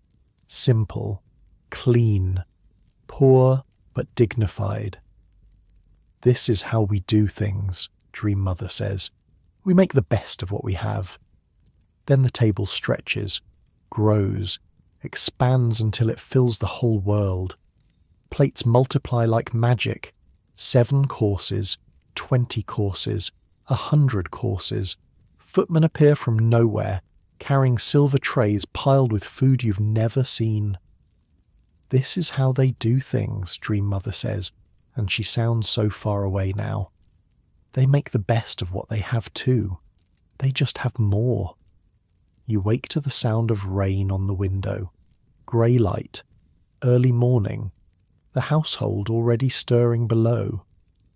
Annie is sitting on her bed, brushing her hair. Storm came through around 4, she says. Knocked down a tree in the west garden. The gardeners are going mad. A tree down. More work for someone. More problems to solve before the family notices. What time is it? 5:30. Bell will ring soon. You get up, wash, dress. The routine is automatic now. Your body knows what to do without your mind getting involved. Downstairs, the servants' hall is buzzing with quiet tension. The storm has disrupted everything. Water got into the conservatory through a cracked window. The driveway is flooded in places, and the luncheon planned for the terrace will have to move indoors. Brennan, Mrs. Whitmore says, finding you in the chaos. You're on conservatory duty today. Help the gardeners clean up the water damage. The conservatory is worse than Annie described. Inches of water on the floor. Orchids knocked over. A palm tree, ancient and imported from somewhere tropical, lying on its side like a fallen soldier. You work alongside 2 gardeners whose names you don't know, mopping, baling, writing plants. The water is cold and your uniform is soaked within minutes, but there's no time to change. By 10 o'clock the worst is cleaned up. The palm tree is saved. The orchids are replanted. The cracked window is boarded up temporarily, waiting for a glazier from the village. Good work, one of the gardeners says to you. It's the first compliment you've received from anyone outside the house staff. Thank you, sir. Not sir, just Patrick. I'm Irish too, if you couldn't tell from the name. Patrick is maybe 40, with sun-weathered skin and hands that look like they've spent decades in soil. He's been at this estate for 15 years, he tells you while you're wringing out mops. Started as a hall boy. Hated being indoors. Asked to transfer to the gardens and never looked back. Do you like it better? Outside? He considers the question seriously. I like growing things. Seeing something start as a seed and turn into something beautiful. That's satisfying in a way that polishing silver never was. But you're still a servant. Still a servant, he agrees. But out here I can pretend I'm not.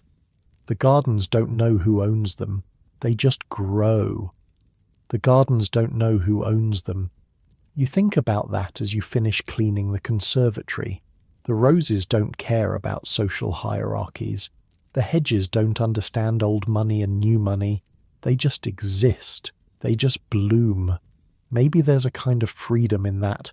A small freedom, but real. By noon, you're back in your regular uniform, back to regular duties.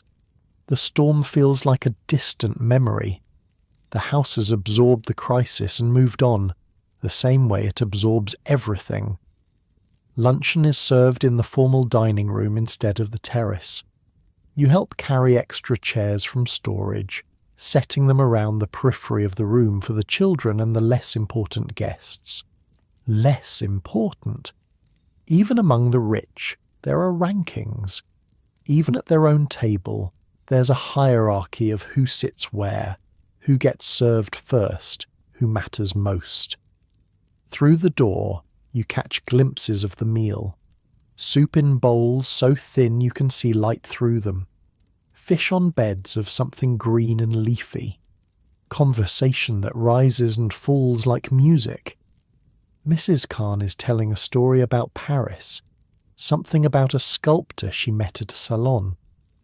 He was absolutely penniless, she says, but his work was extraordinary.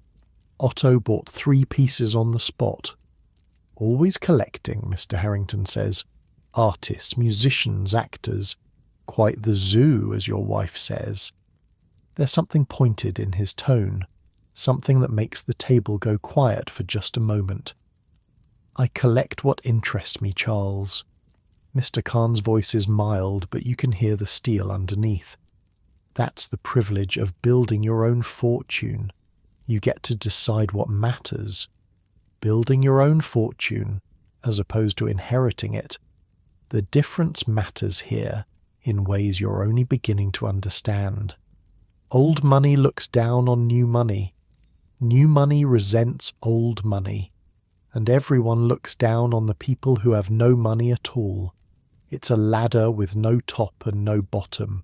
Just rungs upon rungs upon rungs. Everyone climbing, everyone watching the person above and the person below.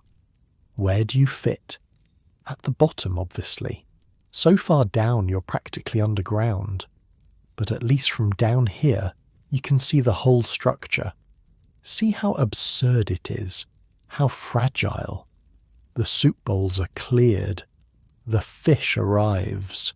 Conversation resumes, and you step back into the shadows, invisible once more. The day grinds on. Afternoon duties. Evening preparations.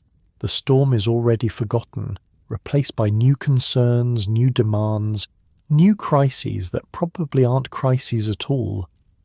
By the time you climb the servants' stairs that night, your legs are shaking with exhaustion. But it's a familiar exhaustion now, almost comfortable. Ruth and Annie are already in bed when you arrive. The room is dark except for moonlight through the window. You change without lighting a candle, slip between the sheets, let the mattress catch you. Tomorrow there will be more guests. A party is being planned for the weekend. 300 people dancing in the ballroom you scrubbed on your hands and knees. You won't be at that party, won't be anywhere near it. Third housemaids don't attend parties. They clean up after them. But you'll know it's happening. We'll feel the vibrations through the floor. We'll hear the music drifting through the walls. And maybe that's something. To be close to the light, even if you're standing in the shadows. The moon moves across the sky. The house settles into sleep. And you drift off thinking about gardeners who pretend they're free, about castles built on hills, about the strange kind of beauty you can create in a world that will never let you claim it. The party is Saturday. Today is Wednesday. And the house has lost its mind. You wake to shouting, actual shouting, which never happens in a well-run household. Mrs. Whitmore's voice, sharp enough to cut glass, echoing up through the servants' stairs. The ice delivery is wrong. 40 blocks instead of 400. Find me Thompson. Find me Thompson now. 40 blocks instead of 400. Someone's getting fired, or worse, promoted to a job where they can't do any more damage. By the time you reach the servants' hall, chaos has fully taken hold. Kitchen maids are running in every direction. Footmen are carrying crates of champagne that seem to have materialized from nowhere. Someone has knocked over a bucket of cleaning solution, and the smell of ammonia is making your eyes water. "Brennan!" Sarah appears at your elbow, her face flushed. "You're on silver today, polishing. The main dining set needs to be ready by Friday." The main dining set. 300 pieces, knives, forks, spoons, serving dishes. The whole lot hasn't been used since the Vanderbilts came for Christmas. It's tarnished black. 300 pieces. Your hands ache just thinking about it. The silver vault is in the basement behind a locked door that only Mr. Jennings has the key to.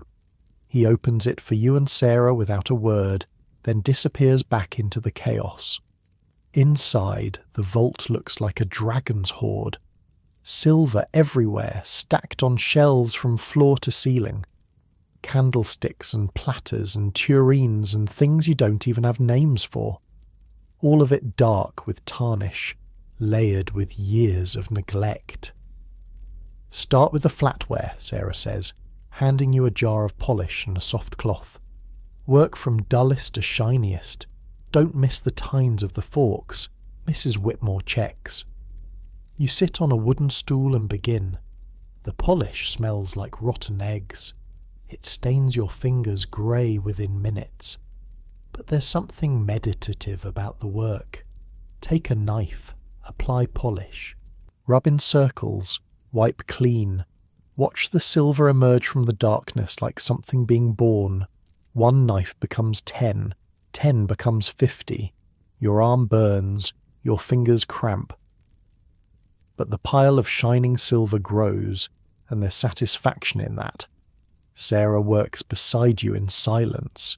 She's faster than you'll ever be, her hands moving with the efficiency of long practice. But even she pauses sometimes, flexing her fingers, wincing at some invisible pain. "How many parties have you done?" you ask her. Lost count. Dozens, maybe. The Harringtons throw one almost every weekend during season, but this one's different. "How?" 300 guests. Usually it's maybe 100, 150. This is something else. Mrs. Harrington is trying to outdo the Carnes, if you ask me. Outdo the Carnes, who throw parties for 500 guests in a ballroom with 39 fireplaces. The competition among rich people to prove they're the richest seems exhausting.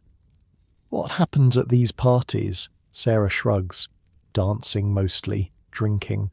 The men talk business on the terrace while the women gossip in the drawing room. Sometimes there's entertainment. Last summer they brought in a man from the city who did magic tricks, made a dove appear from Mrs. Phipps's handbag. And we just stay hidden? That's the job. We work before, during and after, setting up, serving, cleaning up, but they never see us, never know we're there. Never know we're there. The motto of the Gold Coast servant. By noon, you finish the flatware. Your fingers are raw despite the polish. But there are still the serving dishes to do, the candelabras, the centrepiece, an enormous silver swan that must weigh 30 pounds. Bridget brings you lunch in the vault, soup and bread and a sympathetic look. "I heard you were on silver. My condolences. How's the kitchen?" "War zone." She shakes her head. Chef Henri is threatening to quit. Says he can't possibly prepare a 7-course meal for 300 with only 5 assistants. Mrs. Whitmore told him he'd manage perfectly well at the Waldorf with 3. It did not go over well. Chef Henri. You've seen him once or twice, a small French man with a temper the size of the Atlantic. He was poached from the Waldorf Astoria 2 years ago, Bridget told you. Cost the Harringtons a fortune. But apparently having a famous chef is part of the game. Is he actually any good, you ask? His sauces could make a boiled shoe taste like heaven. His personality could curdle cream from across the room. Welcome to working with geniuses. "What's the menu?" Bridget recites from memory. "Oysters. Rockefeller to start. Then turtle soup. Then sole meunière. Then lamb with mint sauce. Then squab with wild rice. Then a salad with 3 kinds of cheese. Then baked Alaska for dessert. 7 courses, different wine with each, and that's before the champagne for dancing. Oysters, Rockefeller. Turtle soup. Squab. Words you've heard but never tasted. Words that represent a kind of eating you can't even imagine. What do we get? Whatever's left over, if there's anything left over." She squeezes your shoulder and heads back to the kitchen. You pick up the polish again. The afternoon wears on. More silver emerges from the darkness. Your reflection stares back at you from a dozen polished surfaces, distorted and strange. Around 4 o'clock the florists arrive. 3 vans worth of them, unloading roses and lilies and hothouse orchids by the armful. The conservatory becomes their staging ground, and the smell drifts through the whole house. sweet and heavy and almost overwhelming. 2,000 flowers, Annie tells you later, when you're finally released from the silver vault. They're making centerpieces for every table, and garlands for the staircase, and something called a floral arch for the entrance hall. 2,000 flowers for one night, for one party. The cost of it would feed your whole village for a year. Thursday is worse. The musicians arrive to set up in the ballroom, 12 of them, carrying instruments in black cases. They're from New York, someone says. A famous orchestra. They're costing the Harringtons $200 for the night. $200. 10 months of your salary for a single night of music. You watch them through a gap in the servants' door, setting up their stands and tuning their instruments. The sounds they make are strange and beautiful. Jazzy, like Mr. Khan talked about. Modern. Nothing like the folk songs you grew up with. The head musician is a young black man with a smile that lights up his whole face.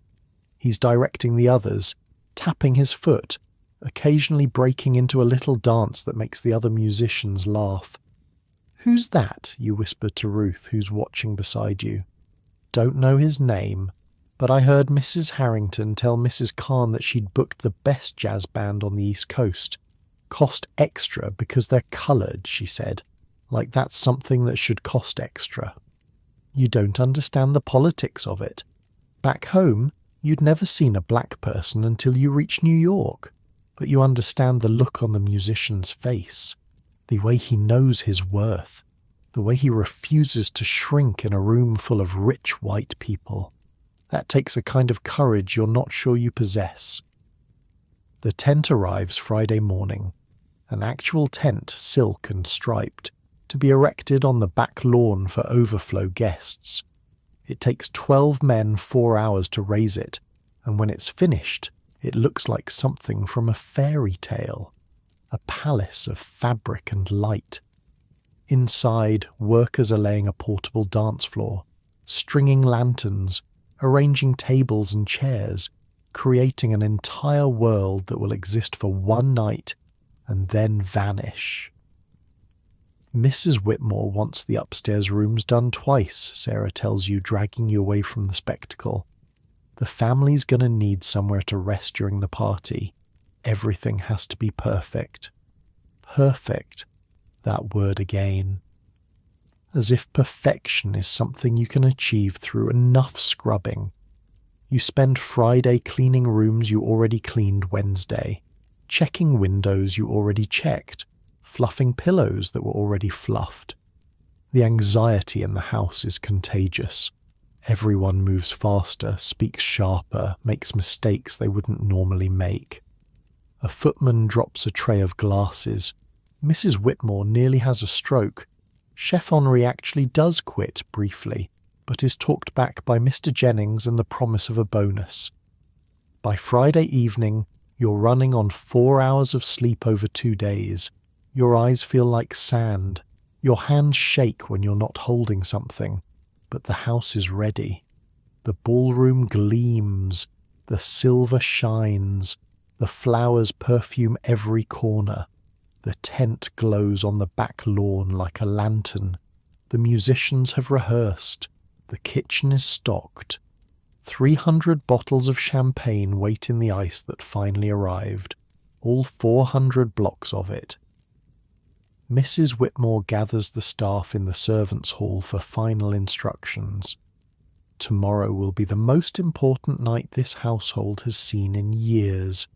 I expect nothing less than absolute professionalism from every one of you. Any mistakes will be dealt with severely. Any absences will result in immediate dismissal. Is that clear? "Yes, ma'am," comes the chorus. "Very well, get some sleep, you'll need it." Sleep. As if sleep is possible after a week like this. You climb the stairs to your room on legs that feel like wood. Ruth is already in bed, face down, not even under the covers. Annie is staring at the ceiling with the 1,000-yard gaze of someone who's seen too much. "Did you hear?" Annie says. The Vanderbilts are coming. The actual Vanderbilts. William Vanderbilt himself from Eagle's Nest. The Vanderbilts, a name even you know. Railroads, shipping, more money than God. And that's not all. Someone said President Coolidge might show up. Mrs. Whitmore thinks it's just a rumour, but she's got extra security posted just in case. The President of the United States, at a party in Long Island. It sounds like something from a novel. You lie on your bed without bothering to undress. The ceiling above you is cracked in one corner. You've counted the lines 100 times. They look like rivers on a map. Tomorrow, 300 of the richest people in America will dance beneath crystal chandeliers and drink champagne that costs more than your yearly wage. They'll eat 7 courses prepared by a French chef and listen to the best jazz band on the East Coast. And you'll be there, unseen, essential, forgotten. The thought should make you angry. Maybe it does, somewhere deep down. But mostly you're just tired. Too tired for anger. Too tired for anything but the slow slide toward unconsciousness. Outside the night is warm. You can smell the flowers from here, even through the closed window. 2,000 blooms, breathing their sweetness into the darkness. Tomorrow, everything happens tomorrow. You close your eyes, and despite everything, despite the exhaustion and the aching muscles and the nervous flutter in your chest, you feel something that might be excitement. You've never seen a party like this. Never even imagined one. Back home, a party was a fiddle and some poutine in someone's barn. Dancing until your feet hurt and then dancing some more. This will be something else entirely. Something you'll tell your grandchildren about if you ever have grandchildren. The night the Vanderbilts came. The night the president might have showed up. The night 300 of the richest people in the world danced in a house you helped prepare. You won't be at the party, but you'll be there. And maybe that's something. Maybe that's enough. The house settles around you, quieter than it's been all week, catching its breath before the storm. Tomorrow the machine kicks into its highest gear. Tonight you rest. Your breathing slows. Your muscles unclench. The tension of the week begins to drain away, leaving only a kind of empty peace. In the ballroom, the chandeliers hang ready. In the kitchen, the ovens are prepped. In the garden, the tent waits like a silk dream. Everything is ready. Everything except you. But you'll be ready by morning. You always are. Because that's what servants do. They endure. They adapt. They become whatever the moment requires. And tomorrow, the moment requires a miracle. You'll be part of that miracle. A small part. A hidden part. But still, a part. You sleep. And somewhere in the depths of the house, a clock strikes midnight, and Saturday begins. But sleep doesn't come easy. Your mind keeps turning over the details of the past week, cataloguing everything that could go wrong tomorrow. The ice could melt, the flowers could wilt, the soufflé could collapse, a guest could get drunk and break something priceless, a servant could trip and spill champagne on a Vanderbilt. So many ways for disaster, so many fragile pieces that all have to work together. You think about Mrs. Whitmore, who hasn't slept more than 3 hours a night all week, about Mr. Jennings, who's been coordinating with the hired servers from the city, drilling them on proper form until they can recite the etiquette in their sleep, about Chef Henri, who threw a pot of sauce against the wall yesterday and then spent an hour cleaning it up himself, too proud to ask for help. You think about the musicians in their temporary quarters above the carriage house. Do they sleep well before a performance? Or do they lie awake like you, running through every possible mistake? The band leader, the one with the bright smile, He'd been practicing scales all afternoon, his trumpet notes drifting across the lawn like birdsong. There's a rumour going around the servants' quarters that he once played for the Prince of Wales. That royalty has danced to his music, and tomorrow you'll hear him play. Through the walls, through the floor, through the whole vibrating body of the house. You'll know every song he plays, even if you never see him perform. That's something, isn't it? You roll over. The pillow is warm from your body heat. Through the window you can see stars, clearer here than they ever were in County Cork somehow. Less coal smoke in the air. The same stars that shine over Ireland shine over Long Island. Your mother is probably asleep right now, in the cottage where you grew up. Or maybe she's awake too, thinking about you, wondering what your life looks like on the other side of the ocean. If she could see you now, if she could see this house, these gardens, this world you've somehow stumbled into, would she be proud, horrified, some mixture of both? You don't know, can't know until you write her another letter, and there's been no time for letters this week, no time for anything except polishing silver and scrubbing floors and preparing for the spectacle to come. Tomorrow, you promise yourself. After the party, after everything's cleaned up and put away and the guests have gone home in their motor cars, you'll write to her. Tell her about the Carns and the Phippses and the 2,000 flowers. Tell her about the jazz band and the silk tent and the 7-course dinner. She won't believe half of it. You barely believe it yourself. Your eyes are heavy now, finally heavy. The exhaustion catching up with you at last. You let go. And in that soft space between waking and sleeping, you see it all laid out before you like a vision.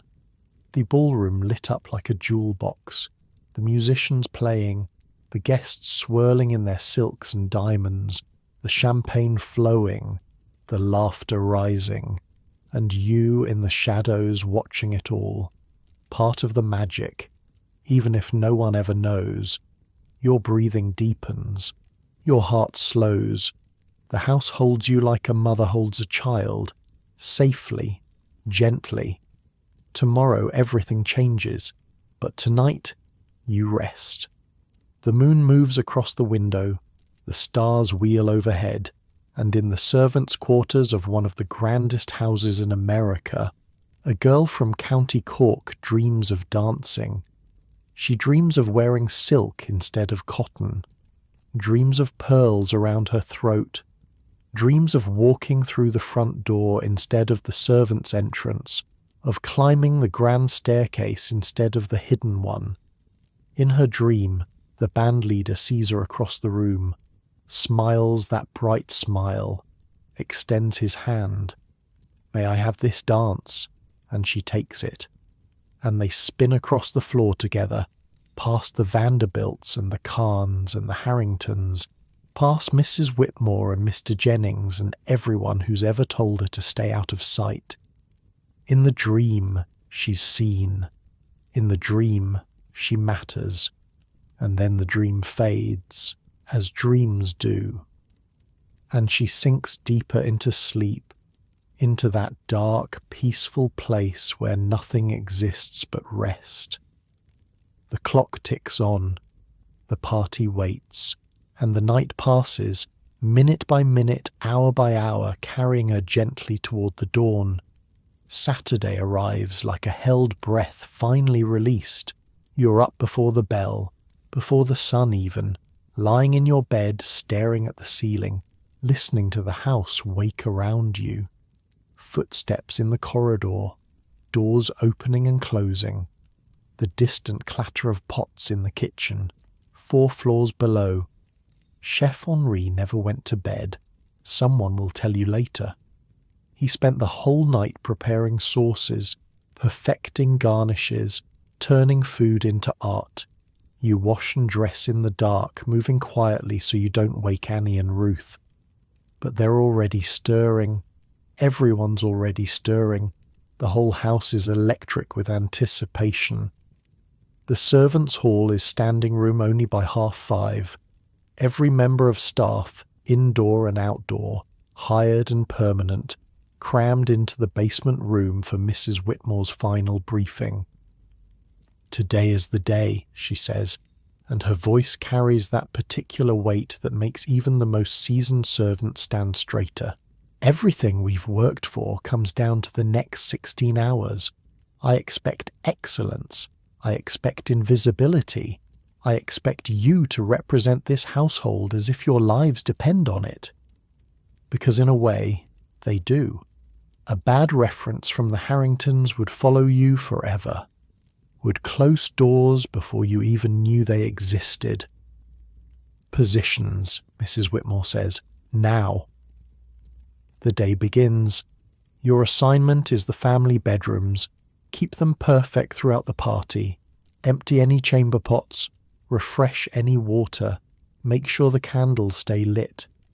The family and their closest guests may retreat upstairs at any point, and everything must be immaculate. It sounds simple. It won't be. By noon, the first motorcars are appearing on the horizon. The drive fills with black vehicles gleaming in the summer sun, disgorging passengers in silk and satin and more jewellery than you've ever seen in one place. You watch from the third-floor window, the same place you watch the Khans arrive. But this is different. This is a flood. Car after car after car, chauffeurs in matching uniforms, footmen rushing to open doors and collect luggage, ladies stepping carefully onto the gravel in shoes that probably cost more than your passage to America. And the names. You hear them whispered through the servants' network, passed from maid to footman to kitchen boy. The Astors are here, the Morgans, the Rockefellers, the Whitneys, and yes, the Vanderbilts. William K. Vanderbilt too himself, arriving in a motorcar that looks like something from a museum. He's smaller than you imagined. Quiet. His wife Rosamond is the one who commands attention, sweeping up the steps in a gown that catches the light like liquid gold. From your window, you can see the back lawn too, the silk tent glowing in the afternoon sun. Servants arranging final details, the orchestra setting up on a temporary stage, the band leader in his white jacket testing his trumpet with quick, bright notes. Brennan, Sarah appears at your elbow. "Miss Eleanor needs her room freshened. She's changing for the evening."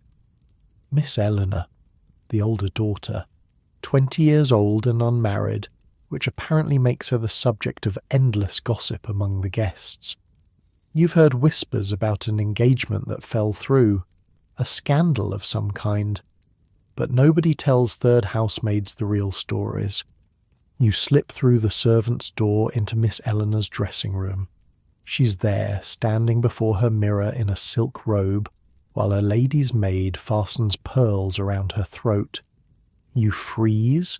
You're not supposed to be seen. But Miss Eleanor barely glances at you. Her eyes are focused on her own reflection, searching for something.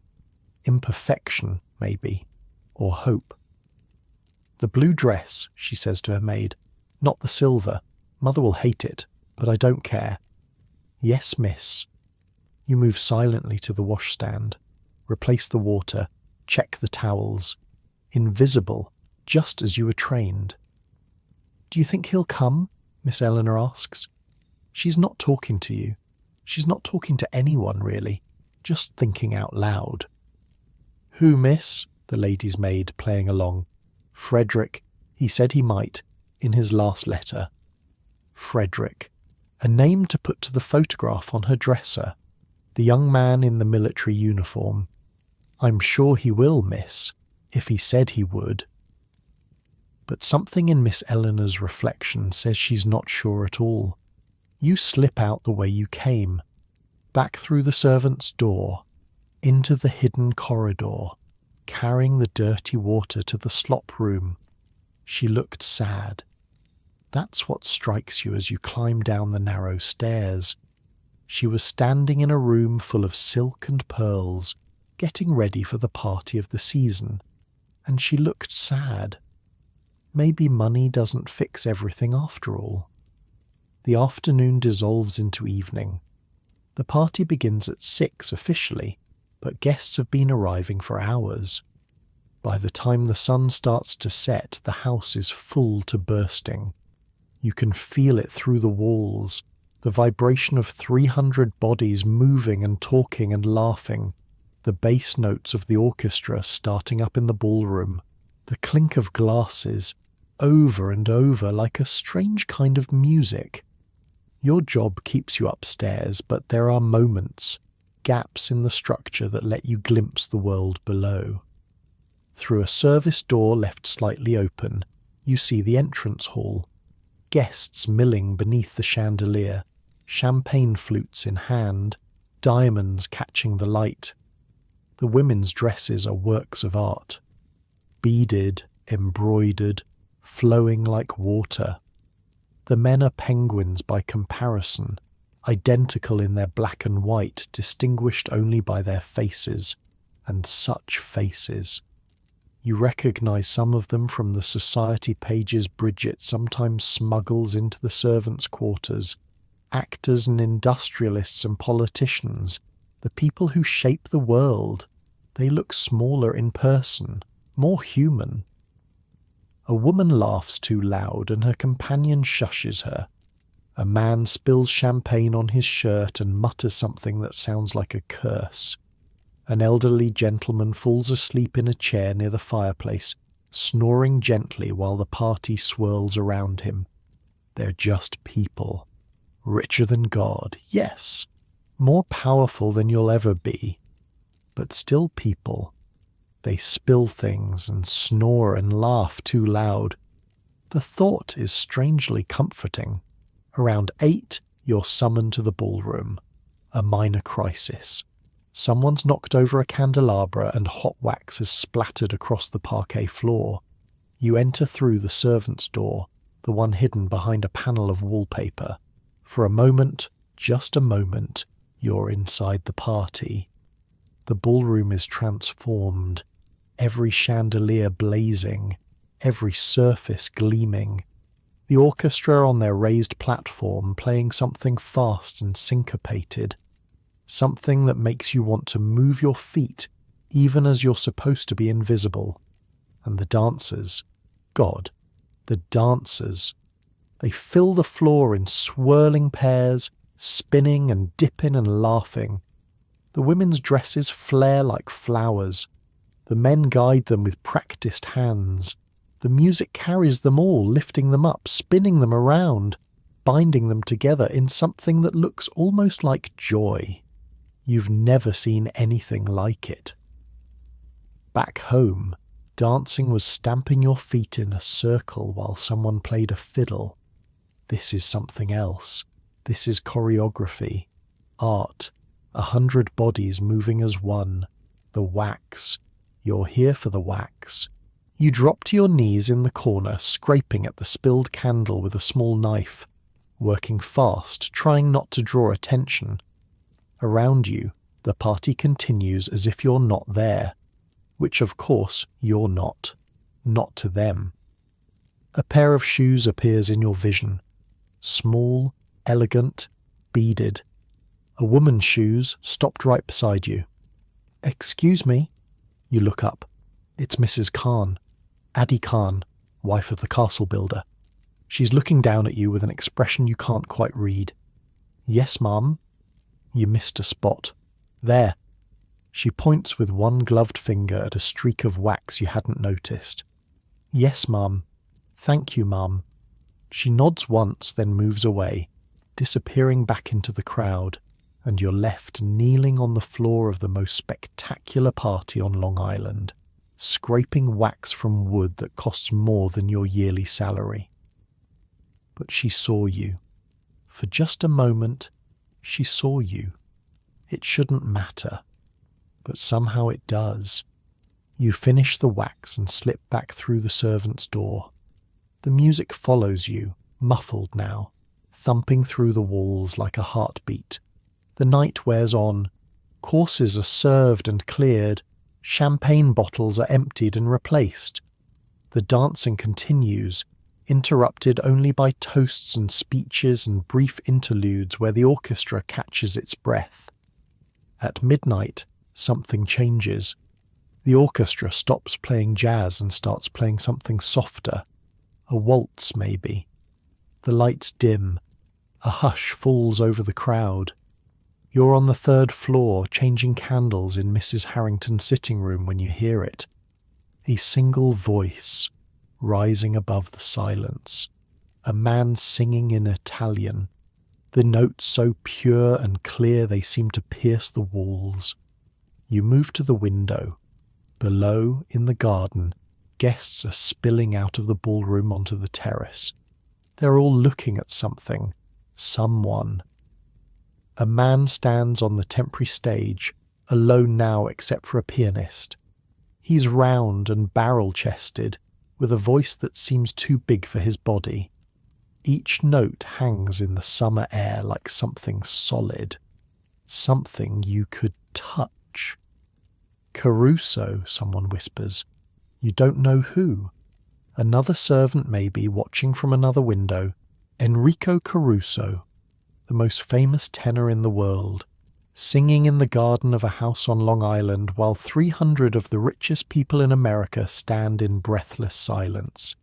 He sings for maybe 10 minutes, maybe 15. You lose track of time, lost in the music, in the impossible beauty of a human voice doing things you didn't know voices could do. When he finishes, the applause is like thunder. It rolls across the lawn, echoes off the walls, rises up to where you're standing at your window, and for just a moment you feel like part of it, like you're applauding too, even though your hands are full of dirty candle stubs. The party continues after that, but something has shifted. The energy is different, quieter. People drift in small groups, talking softly, as if they're still under the spell of the music. By 2 a.m, the guests start to leave, not all at once, in waves. The oldest first, helped into their motor cars by tired footmen. Then the middle-aged, making polite excuses. Then finally the young, who dance until there's no one left to dance with. Miss Eleanor is among the last to retire. You see her climbing the grand staircase, still in her blue dress, alone. No Frederick at her side. He didn't come. Whoever he was, whatever he meant to her, he didn't come. She looks beautiful and broken in the light of the dying candles, like something from one of those novels on her nightstand. A heroine at the end of her story. But her story isn't over. None of their stories are over. They'll wake up tomorrow with headaches and memories, and the whole machine will start turning again. The clean-up begins before the last guest has left. Servants appear from every corner of the house, collecting glasses and emptying ashtrays and restoring order to chaos. You work until dawn, until the sun rises over Long Island Sound and paints the sky pink and gold, until the ballroom is empty and clean and silent again, waiting for the next party. By the time you climb the stairs to your room, your body has stopped sending pain signals. Everything is just numb, a distant kind of exhaustion that feels almost peaceful. Annie and Ruth are already asleep, still in their uniforms, collapsed on their beds like soldiers after battle. You should change, should wash, should do all the things a proper person does before sleeping, but you can't. You don't have the strength. You fall onto your bed still dressed. The mattress catches you. The pillow accepts your head. And as you drift toward unconsciousness, you hear music. Not the orchestra, not Caruso. Something softer, closer. Someone is humming in the corridor. One of the maids, maybe, finishing a final task. The melody is familiar. One of the jazz songs from earlier, transformed into something gentle. A lullaby version of a party song. You close your eyes. The party is over. The guests are gone. The house is quiet except for that humming, fading now as the maid moves away, leaving only silence. But in your memory, the dancers still spin. The champagne still flows. Caruso still sings under the summer stars. You were there, you saw it, you were part of it, even if no one will ever know, and that's something, that's everything. The sun climbs higher, the day begins, but you're already gone, fallen into the deep dreamless sleep of the truly exhausted. Tomorrow there will be more work, more cleaning, more labour that no one sees, but for now you rest.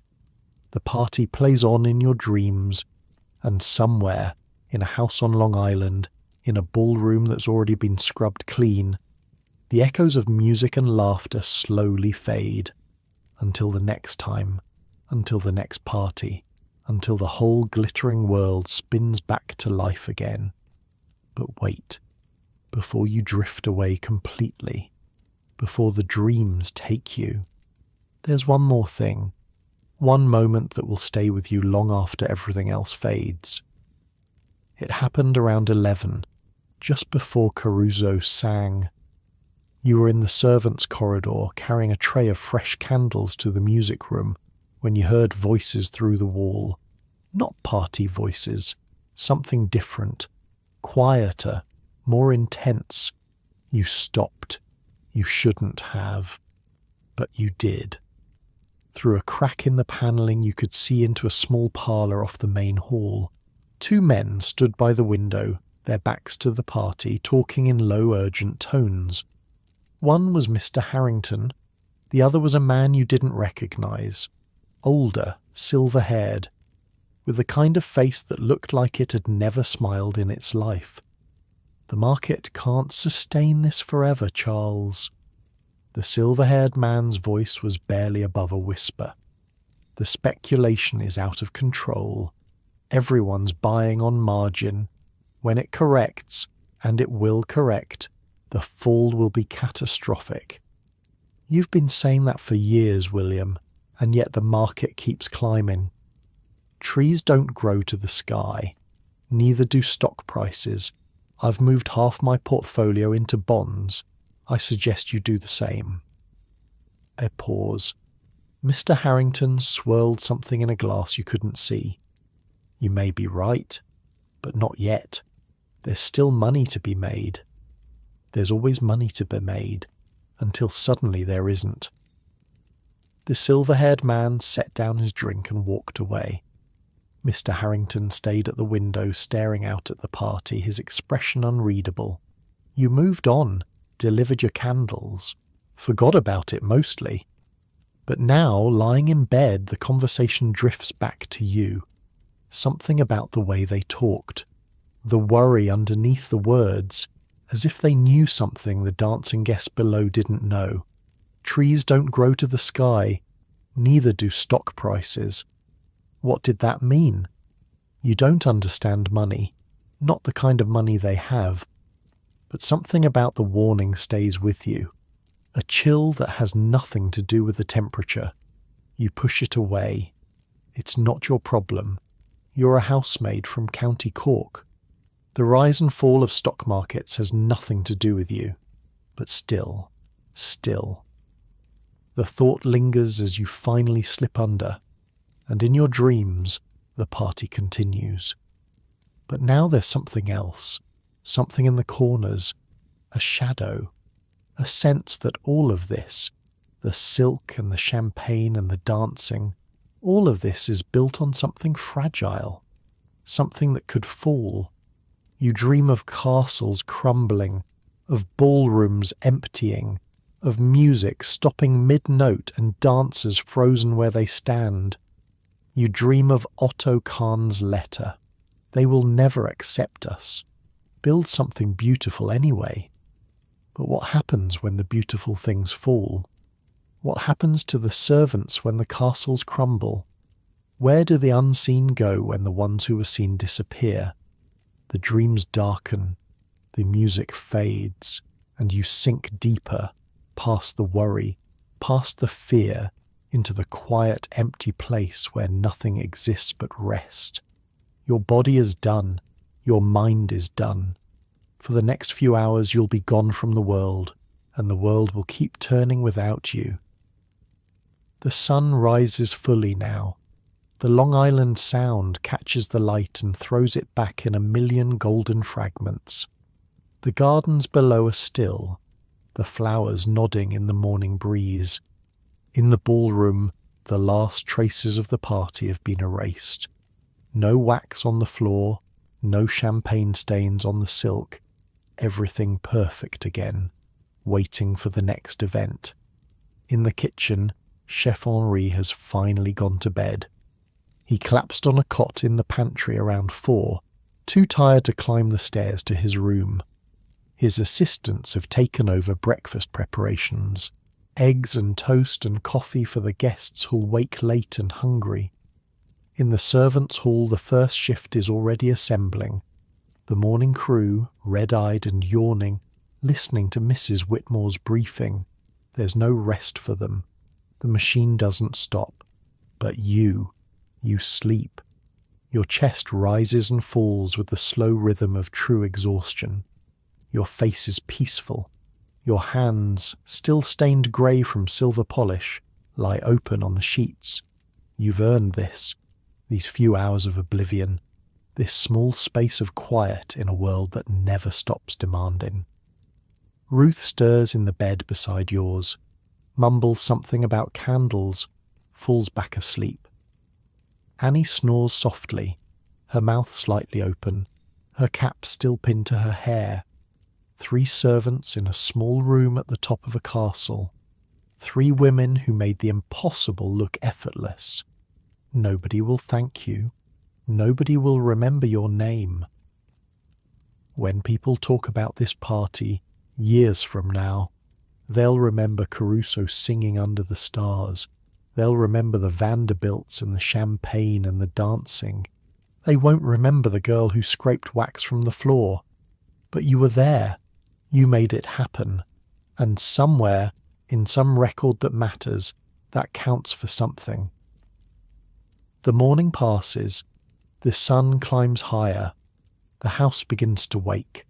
Soon, someone will come to rouse you. Soon, you'll have to rise again, wash again, dress again, begin again. But not yet. For now, you rest. And the memory of the party, the music and the laughter, and the glittering impossible beauty of it all, that memory settles into your bones. It will stay there forever. Long after the last guest has been forgotten, long after the house itself has crumbled, the memory remains. You were there, you saw it, you were part of the magic, and nobody can ever take that away. Summer settles into a rhythm. Weeks pass, then months. The big party becomes a memory, then a story, then just another event in the endless calendar of the Gold Coast social season. There are more parties, of course, smaller ones, dinners for 20, luncheons on the terrace, a garden party where the guests played croquet and drank lemonade that cost more per glass than you earn in a day. But nothing quite matches that first one. Nothing quite captures the same impossible magic. And slowly, without quite noticing when it happened, you stop being the new girl. Other maids arrive, fresh off boats from Ireland and Germany and Sweden, wide-eyed and overwhelmed, just like you were 3 months ago. You show them where the coal scuttles are, teach them how to light a fire without smothering it. Pass on the knowledge Sarah passed to you. You'll get faster, you tell them. The same words you once hated to hear. Your hands don't crack anymore. Your legs don't ache when you climb the servants' stairs. Your body has adapted, reshaped itself around the work, become something harder and more efficient than the girl who stepped off that boat in June. September brings cooler nights. The family starts talking about returning to the city. Just talk, for now. But you can feel the season ending, the great machine winding down. Sunday afternoon, your half day. You're sitting in the servants' hall with Bridget, sharing a pot of tea and a plate of biscuits the cook set aside for you. Tell me about the others, you say. The servants, I mean. Where do they all come from? Bridget sips her tea, considering. All over. Annie's from Dublin. Ruth's from a farm in Pennsylvania, believe it or not. American-born, but poor as any of us. Sarah's been in service since she was 12. Started as a scullery maid in some house in Boston. Worked her way up. And Mrs. Whitmore? English. Came over with a family 30 years ago. The family went bust in some financial panic. Lost everything. But she'd learned how to run a house by then, so she found work with other families. Been here since the Harringtons built the place. 30 years. A lifetime spent in service. You try to imagine yourself at Mrs. Whitmore's age, still climbing these stairs, still checking uniforms in the servants' hall. The thought makes you tired. Do people ever leave? Course they do. Girls get married mostly, find a footman or a chauffeur and settle down. Some save enough to open a boarding house or a little shop. A few go back home, if they got anything to go back to. What about you? Bridget smiles, but there's something sad at the edges. I've got a fellow, Michael, works as a chauffeur for the Phippses. We're saving up. Another year or two, we'll have enough to get married proper. Maybe open a restaurant. He wants to be a cook, can you believe it? A man who wants to cook. A fellow? You hadn't known. Bridget keeps her secrets close. That's wonderful. It is. She takes another biscuit. But what about you, Mary Catherine? Any plans beyond scrubbing floors for the Harringtons? You don't have an answer. Not really. When you left Ireland, your only plan was to survive, to earn enough money to help your family, to not starve, not freeze, not end up on the streets. You've done that. You're doing that. But what comes next? I don't know, you admit. I haven't thought that far ahead. You should. This life, it's fine for a while, but it wears you down. The smart ones get out before it takes everything. Before it takes everything. You think about Mrs. Whitmore with her grey hair and her grey eyes and her devotion to a family that barely knows she exists. Is that what happens if you stay too long? The tea grows cold. The afternoon light slants through the basement windows. Somewhere above, the family is doing whatever rich people do on Sunday afternoons. Napping, probably.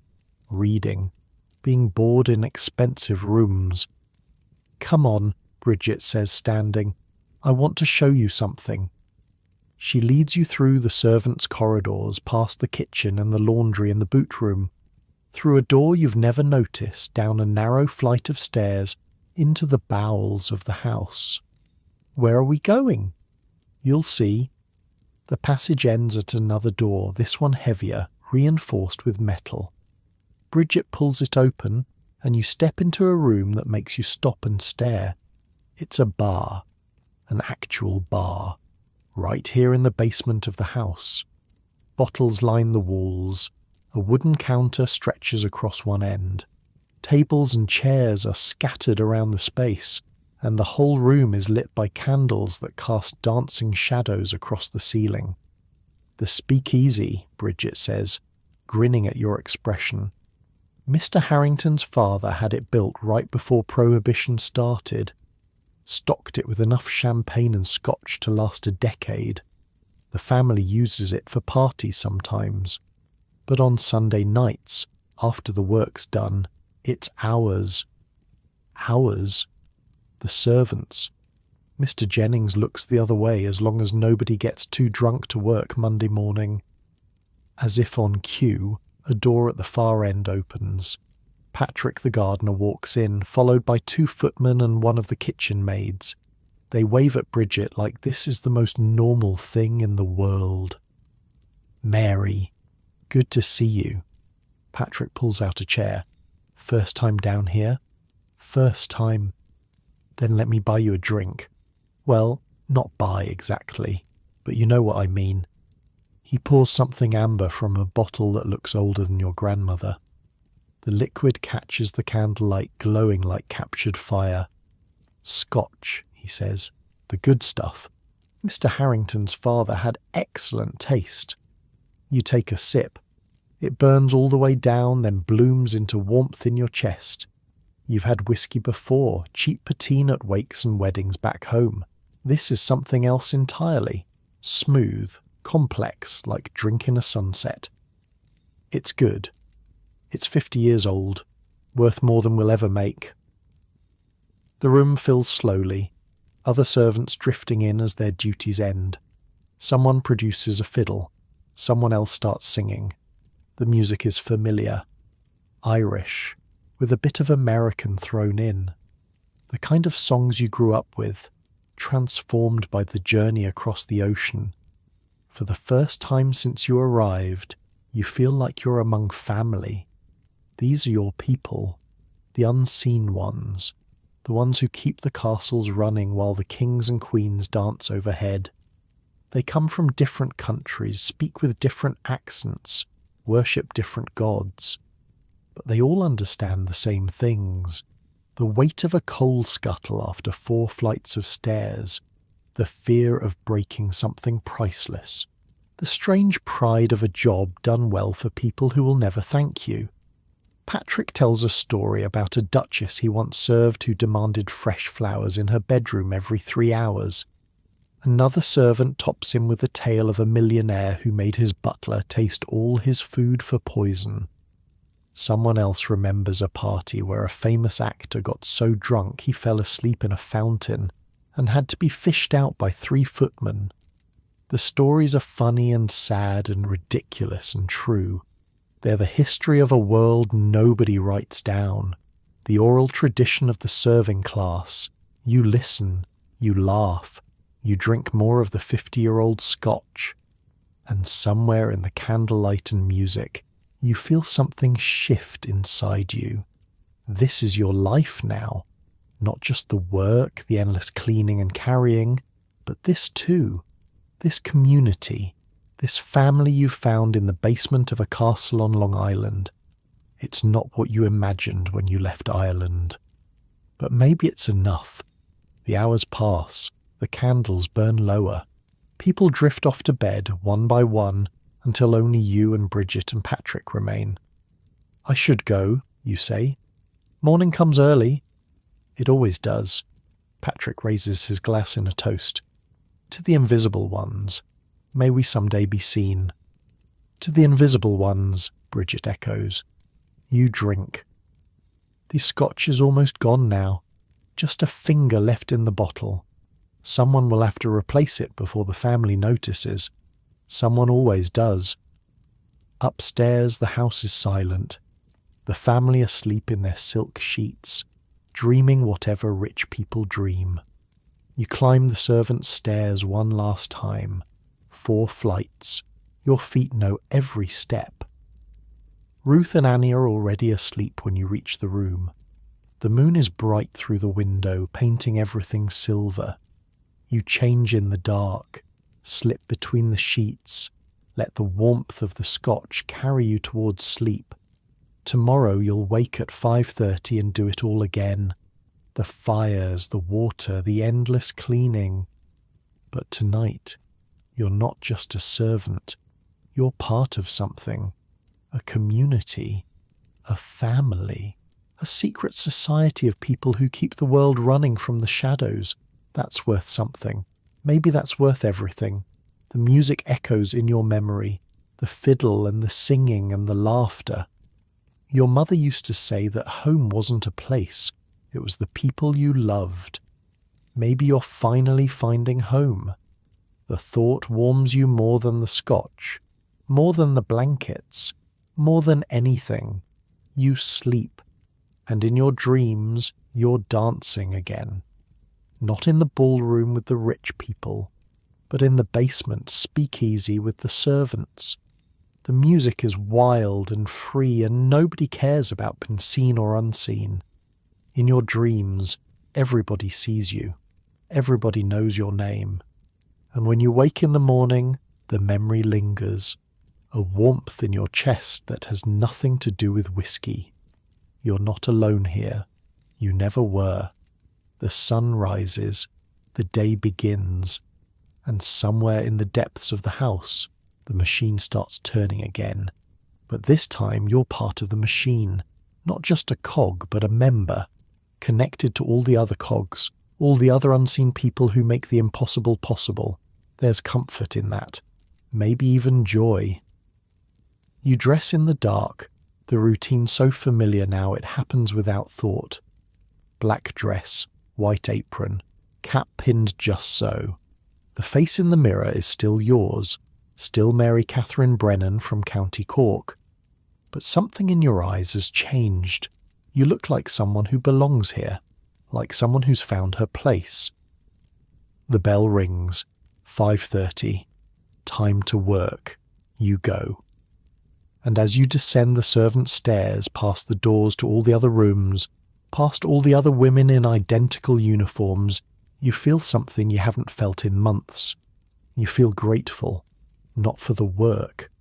The work is still hard, still endless, still unnoticed, but for the people, for Bridget and Sarah and Patrick and all the others, for the speakeasy in the basement and the songs in the candlelight and the stories that only servants tell, for this strange, beautiful, exhausting life you've stumbled into. You're not rich. You never will be. But you're not poor in the ways that matter most. The day begins, the work continues, and somewhere in your heart a small flame burns steady. The flame of belonging, the flame of home. October now. The leaves on the estate are turning, gold and red and orange, painting the grounds in colours so rich they look fake. The family has decided to stay longer than usual. Something about business matters that require Mr. Harrington to be close to the city but not in it. The servants' gossip network, which knows everything, says it has to do with the stock market. Something about investments. Something that makes Mr. Harrington pace in his study late at night when he thinks no one is watching. But someone is always watching. That's what servants do. You've learned to read the house like a book now. The rhythm of footsteps tells you who's coming before they appear. The way a door closes tells you someone's mood. The pattern of bells from the call box tells you which room needs attention and how urgently. It's a language, a silent language that only servants speak, and you've become fluent. One evening after dinner service, you find yourself in the library, not cleaning, just looking. The family's at a neighbour's house for the night, and Mr. Jennings has given permission for the housemaids to take a break. The library is your favourite room. Books floor to ceiling, most of them never touched. A rolling ladder that lets you reach the higher shelves. A fireplace big enough to stand in, carved with figures from Greek mythology. You don't know Greek mythology, don't know most of what these books contain, but you like being here, like the smell of leather and old paper, like the feeling of being surrounded by knowledge, even if you can't access it. You read, don't you? You spin around. Miss Eleanor stands in the doorway still in her dinner dress, a glass of something in her hand. Yes, miss. When I can. I thought so. I've seen you looking at the shelves when you think no one's watching. Your face burns. You're not supposed to be here. Not supposed to be caught here. This is a fireable offence, surely. But Miss Eleanor just smiles. It's a tired smile, touched with something that might be loneliness. Don't worry, I won't tell anyone. I used to do the same thing when I was young. Sneak into father's study after bedtime. Read by candlelight until my eyes hurt. She walks to a shelf, runs her fingers along the spines, pulls out a small volume and hands it to you. Jane Austen, Pride and Prejudice. Have you read it? No, miss. You should.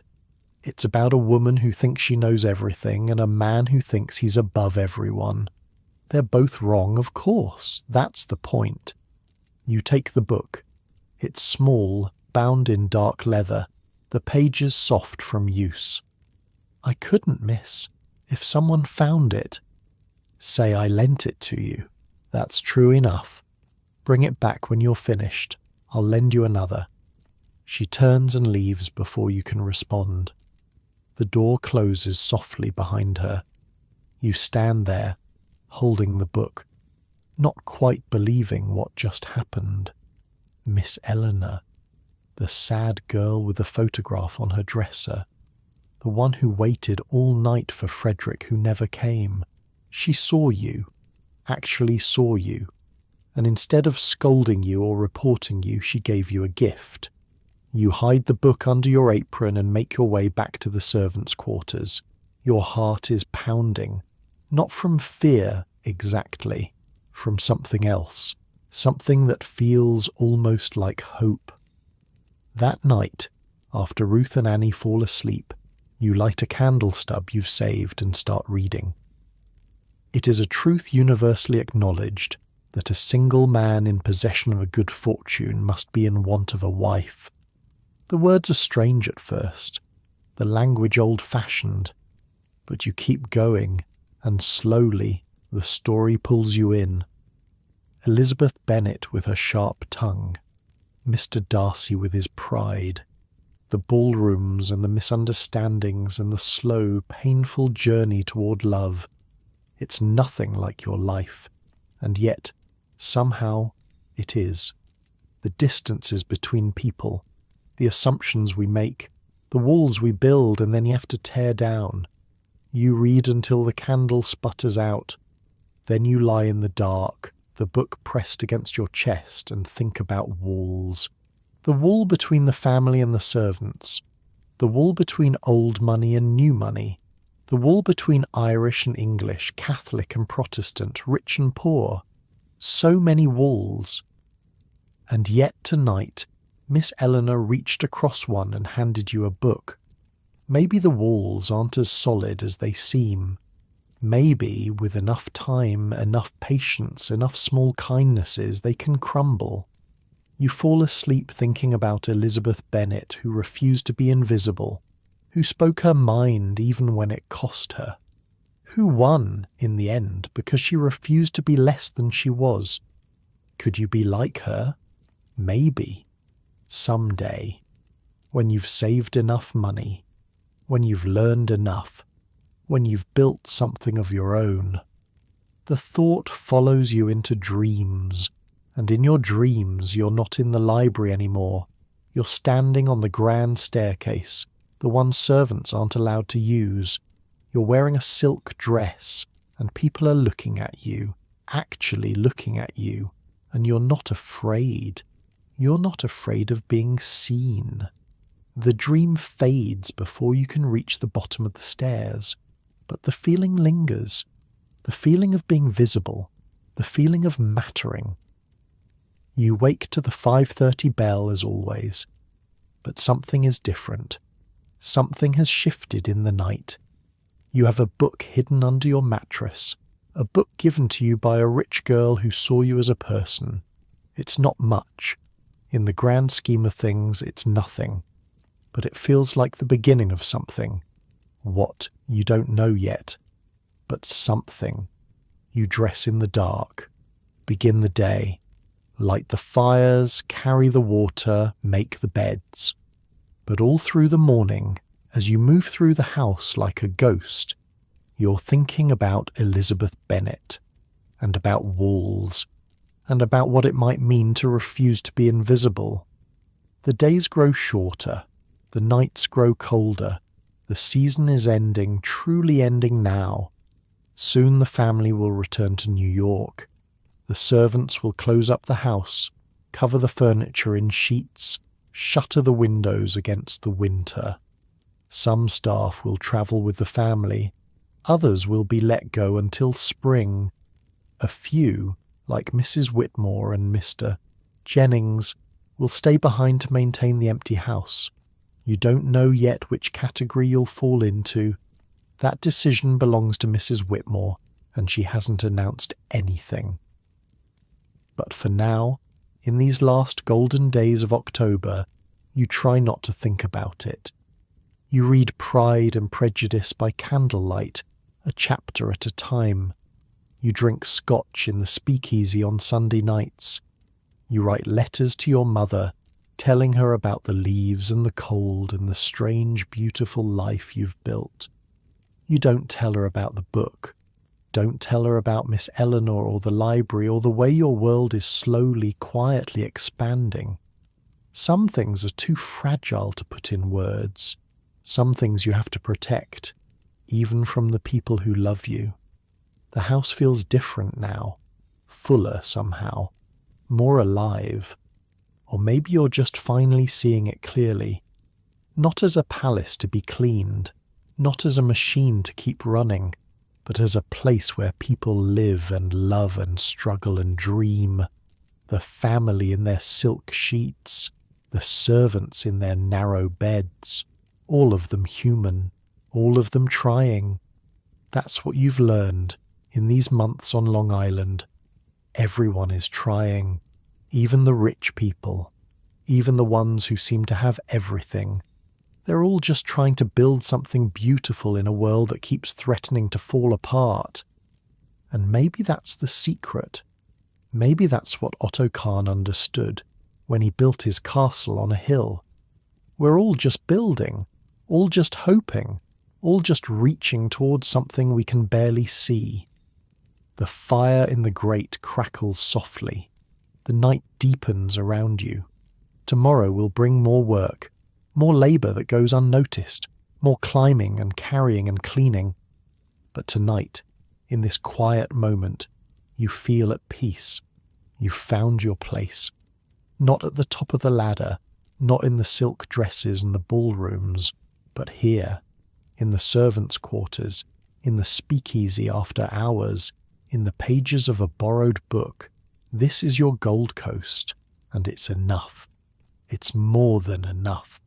You blow out the candle, the darkness wraps around you like a blanket, and you sleep, dreaming of nothing at all, perfectly content. November comes with frost on the windows and a decision. Mrs. Whitmore calls you to her office on a Tuesday afternoon. You stand before her desk, hands clasped, heart racing. This is it, the moment you learn your fate. Brennan. She looks up from her ledger, her face unreadable. You've done well these past months. Better than I expected, frankly. Thank you, Mom. The family returns to New York next week. I've recommended that you travel with them. You'll continue your duties at the city house through the winter. Your wages will remain the same, with room and board provided. Relief floods through you. You're not being let go. You have work through the winter. Thank you, Mom. I won't disappoint you. See that you don't. She returns to her ledger, and you understand you're dismissed. That night in the speakeasy, you tell the others. Bridget hugs you so tight you can't breathe. Patrick raises a toast with the last of the 50-year-old scotch. To Mary, he says, who survived her first season without getting fired, murdered, or married off to a footman. The night is young, you say, and everyone laughs. Even Ruth cracks a smile, and Ruth never smiles. The city house is something else, Sarah warns. Smaller than here, but busier. The family entertains more when they're in town. Dinner parties every other night. You'll work harder than you've ever worked. I'm not afraid of work. I know you're not. That's why you got picked. Bridget squeezes your hand under the table. We'll be together at least. Michael's driving the Phipps's car to the city next week. Says he'll take me to Coney Island on my half day. Michael, the chauffeur she's been saving up to marry. You'd almost forgotten about their plans. the restaurant. Still the dream. Her eyes go soft. Another 2 years, maybe 3. Then we'll have enough. You hope she's right. You hope at least one of you gets to build something of your own. The last days on Long Island pass in a blur. Furniture shrouded in white sheets, chandeliers wrapped in muslin. The house transformed into a ghost of itself. You walk through the empty ballroom one last time. The wax stain is gone, of course, scrubbed away months ago. But you remember where it was. Remember kneeling on this floor while 300 people danced around you. Strange how a place can hold memories even after everything's been cleaned away. The motorcars arrive the next morning. You squeeze into the back with Bridget and 2 footmen, your knees pressed against your chest, watching Long Island slide past the windows. Other estates are shuttering up too. The whole Gold Coast going dormant for winter, like some enormous animal settling into hibernation. And then Manhattan rises on the horizon, and you forget everything else. The buildings. Good Lord, the buildings. They scrape the sky like something from a fever dream. You crane your neck until it hurts, trying to see the tops. First time? One of the footmen asks, grinning at your expression. That obvious? We all looked like that once. Don't worry, you get used to it. You don't think you'll ever get used to it. The city house is narrow. 5 stories of brownstone on the Upper East Side, squeezed between other narrow houses like books on a shelf. Your room is in the basement now, with 3 other maids, the window showing nothing but the legs of people walking past on the sidewalk. But there's a radiator. It clanks and hisses and keeps the room warm all night. After months in that drafty attic, it feels like heaven. Winter passes, then another and another. The years blur together in a way you didn't expect. Wasn't time supposed to slow down when you were young? Instead, it speeds up, each season melting into the next until you can't quite remember which year was which. You move up. 3rd housemaid to 2nd, 2nd to 1st. Your wages increase. You send more money home. Your mother writes that they've fixed the roof and bought a new cow. Your sister got married. Your brother joined the merchant marine. Life goes on, even across an ocean. And you change too. The calluses on your hands become permanent. The ache in your back becomes familiar. You learn to read the family's moods from the sound of their footsteps. Learn to anticipate what they'll need before they know they need it. You're good at this job, better than you ever expected to be. The Gold Coast summers become a rhythm, back and forth, city to country, year after year. The same rooms, the same duties, the familiar weight of coal scuttles and water pitchers. But the world outside is changing. You can feel it in the air, hear it in the conversations you're not supposed to be listening to. The parties get wilder, the dresses get shorter, the music gets louder. Jazz everywhere now, bleeding from every window, every phonograph. The Harrington's daughters dance the Charleston in the drawing room, and Mrs. Harrington pretends not to notice. Miss Eleanor gets engaged in the summer of 26, not to Frederick, whoever he was, to a banker's son from Boston. You help her pack for the wedding, folding silk and lace into tissue paper while she stares out the window. "Do you think we make our own choices, Mary?" she asks. She's never used your first name before, or do our families make them for us?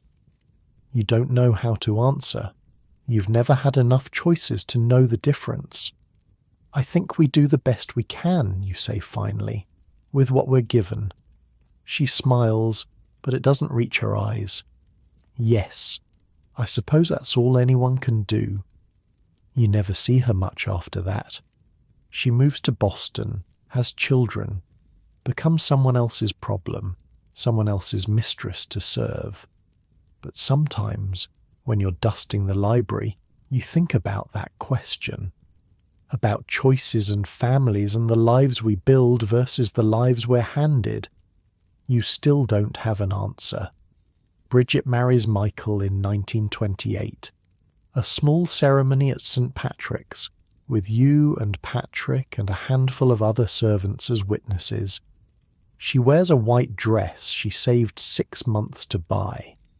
He wears a borrowed suit that's slightly too big. They look so happy it almost hurts.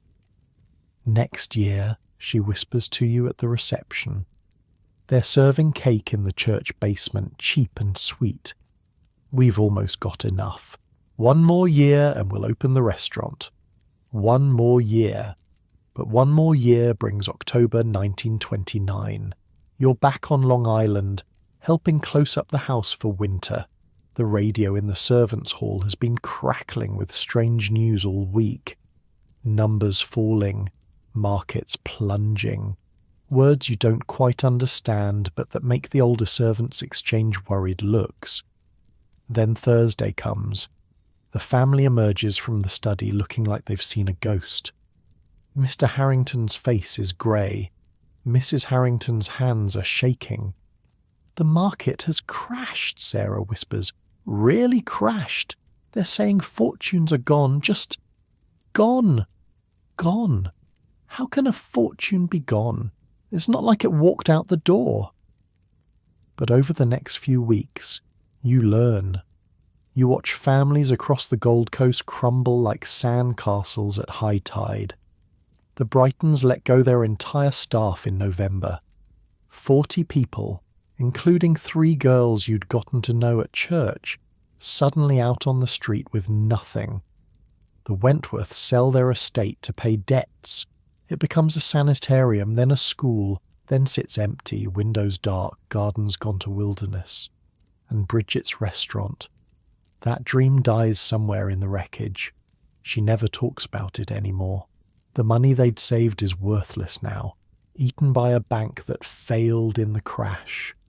She and Michael keep working, keep serving, keep hoping things will get better. They don't. Not for a long time. The Harringtons survive, diminished but intact. The dinner parties shrink. The staff shrinks. The dresses Mrs. Harrington orders are less extravagant now, though still nicer than anything you'll ever own. Otto Kahn dies in 1934. You read about it in the newspaper, sitting in the servants' hall with your morning tea. The King of New York, the obituary calls him, a titan of finance and the arts. But you remember him differently. Remember a small man with kind eyes who was never quite accepted by the people he most wanted to impress. Remember his wife calling the house Otto Zoo. Remember the letter on his desk that you weren't supposed to read. They will never accept us. Build something beautiful anyway. His castle, O'Haker, is sold to the city of New York. For a while it becomes a retreat for sanitation workers. They hold cookouts on the lawn where Caruso once sang, swim in the reflecting pools that cost a fortune to build. You shouldn't find this funny, but you sort of do. All that striving for acceptance, all that money spent on impressing people, and now dustmen are doing cannonballs into the formal gardens. Otto might have laughed at that, or cried. Hard to say. Mrs. Whitmore retires in 35. Her hands have gotten too shaky for the precise work of running a household. She moves to a sister's house in Connecticut, and somehow, miraculously, you're offered her position. Housekeeper. Mary Catherine Brennan. Housekeeper. Your mother would have fainted. Your grandmother would have wept. It's more responsibility, more stress. You're in charge now, managing a staff that's shrunk to a dozen where there used to be 30. But also more respect. The family knows your name, asks your opinion sometimes, treats you like a person instead of a piece of furniture. It's not equality, never will be, but it's something Then the war comes. Pearl Harbor, December 41. The radio stuttering with news that doesn't seem real. The young footmen enlist within weeks. The chauffeurs follow. Patrick, the gardener, tries to sign up even though he's nearly 40 with bad knees. They turn him away, but he finds work in a factory making airplane parts. Someone's got to do something, he says when he leaves. Can't just sit here polishing silver while the world burns. Women take over everything, running the houses, running the factories, running the country while the men are gone. You've been doing this work for 20 years, but suddenly it feels different, necessary, important. The Gold Coast empties out even further. Estates become barracks and training facilities. The government takes over mansions that were standing empty anyway. Oheka becomes a merchant marine academy. They paint everything blue, use the ballroom as a basketball court. All that imported marble, all those crystal chandeliers, and now 18-year-olds are practicing free throws under them. The war ends, the boys come home, but the world doesn't go back to the way it was. Babies everywhere, families needing houses. A man named Levitt buys farmland on Long Island and builds something new. Rows of identical houses, affordable, efficient. The American dream, but smaller, more democratic. Levitt Town, they call it. The future. And the old estates, they get swallowed up, torn down, carved into lots and sold to the rising middle class. By the 50s, half the mansions are gone. By the 60s, more than half. The Gold Coast is dying, one demolition at a time, but some people fight back. Preservationists, they call themselves. They buy the old estates with their own money, turn them into museums, open them to the public. A man named Gary Melius buys Oheka in the 80s, spends 30 years and $40 million restoring it, room by room. The basketball court becomes a ballroom again, the blue paint scraped away to reveal the original grandeur. He opens it as a hotel. People pay hundreds of dollars a night to sleep where Otto Kahn once entertained, to dance where Caruso once sang. You visit once, not to stay. You couldn't afford that, but to walk through, to remember. The reflecting pools are back, the gardens restored. It looks almost exactly like it did in 1922, when you were young and everything seemed impossible. Almost. The servants are different now. Employees, they're called, with contracts and benefits and time off. Nobody lives in cramped attic rooms anymore. Nobody works from 5:30 until midnight. Progress, you think. That's what progress looks like. You visit old Westbury Gardens too. The Phipps estate is a museum now. Tourists wandering through rooms you used to clean. They look at the portrait by Sir Joshua Reynolds, the one of the Scottish aristocrats. One of only 5 signed works by the artist in existence, the placard says. You dusted that painting 100 times and never knew it was special. Planting fields became a state park. You walk through the rooms where the Coes used to entertain, past the stained glass windows that came from Anne Boleyn's childhood home. In the breakfast room there's a mural of buffalo, wild and strange. Some rich man's tribute to the American West, painted onto the walls of his Long Island mansion. Tourists take photos with it now, pose in front of the buffalo like they're at a zoo. The world is so strange, so much stranger than you ever imagined it would be. The Harringtons are gone by the 80s. The last of them passed on, leaving no heirs who wanted the old life. The estate was sold, subdivided, turned into luxury homes for people who never heard of the Gold Coast. But you're still here, still on Long Island, living in a small apartment in a town that used to be farmland, watching the world change through your window. Bridget passed in 79. Cancer. Michael followed her 2 years later, as if he couldn't figure out how to live without her. They never got their restaurant, but they had 50 years together, which is more than most people get. Patrick made it to 90. Died in his sleep, his children told you. Peaceful. And you? You're still here. 87 years old with hands that remember every skill they ever learned. The way to fold a sheet, the way to light a fire, the way to move through a house without making a sound. Some things you never forget, and some things you can't forget even when you try. The party, the music. Caruso's voice rising into the summer night. Miss Eleanor in her blue dress asking about choices. The speakeasy with the fiddle and the 50-year-old scotch. Bridget's face on her wedding day, so full of hope. These are the things that last. Not the money or the mansions, the moments. That's the secret nobody tells you about the rich. They have more stuff, more rooms, more servants, but they don't have more moments. Not really. The laughter is the same, the tears are the same, the music and the dancing are the same, and in the end, that's all any of us get to keep. The night is quiet now. Your apartment is small but warm. The radiator hisses like an old friend. Through the window you can see the lights of Long Island. Somewhere out there a few of the old mansions still stand, preserved, protected, waiting for visitors who want to know what life was like when the world was different.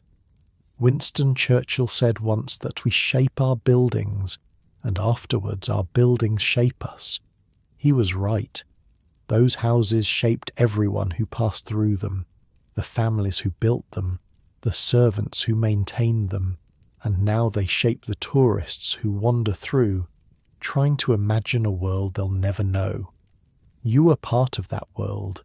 You helped build it, in your small way, carried the coal and polished the silver, and kept the whole impossible machine running. And now you're the last one left who remembers what it was really like. Not the version in the history books, not the glamour and the parties and the famous names, the real story. The one that happened in the servants' quarters and the hidden corridors and the speakeasy after midnight. That story belongs to you now, the only one left to tell it. Your eyes grow heavy. The present and past blur together, the way they always do these days. Tomorrow you'll wake up and make your tea and live your small, quiet life. Read the newspaper, watch the birds at the feeder. Remember things that only you remember now, but tonight you let yourself drift. Back to the ballroom with the dancing, back to the library where a rich girl gave a poor girl a book, back to the window on your first day, looking out at a castle you couldn't believe was real. You were so young then, so scared and hopeful and impossibly alive. You had no idea what was coming. The love and the loss, the crash and the war, the way the world would change and change again until it was barely recognizable. But you made it through. You survived. You found your people and your place. And that's everything. That's more than enough. Sleep comes now, soft and warm as a well-made bed. The kind you used to make, with 3 mattresses and hospital corners, perfect enough to pass any inspection. And in your dreams the music plays on. The dancers spin under crystal chandeliers. The champagne flows like water. And somewhere in the basement, hidden from the world above, the servants gather round an old wooden bar. Someone picks up a fiddle. Someone pours the good scotch. The invisible ones, the ones who made it all possible. Finally, after all these years dancing for themselves, and now you're here, in your own bed, in your own time. The story is ending, but something of it stays with you. A warmth in your chest, a heaviness behind your eyes, that particular tiredness that comes from travelling far without moving at all. You've been somewhere tonight, Long Island, 100 years ago, walking through rooms that are mostly gone now, meeting people who've been dust for decades. Mary Catherine Brennan, a girl from County Cork who came looking for $20 a month and found a whole strange world instead. She was real, you know. Not exactly as I told you, maybe. Not with that particular name or that specific story. But there were thousands like her. Tens of thousands. Irish girls and German girls and Swedish girls who crossed oceans to clean houses for people who never learned their names. They're all gone now. The servants and the families, the parties and the music, but not completely. On Long Island, right now, tonight, a few of those old mansions are still standing. Oheka Castle rises from its manufactured hill, the second largest private home ever built in America. Gary Melius's 30-year restoration brought back every detail.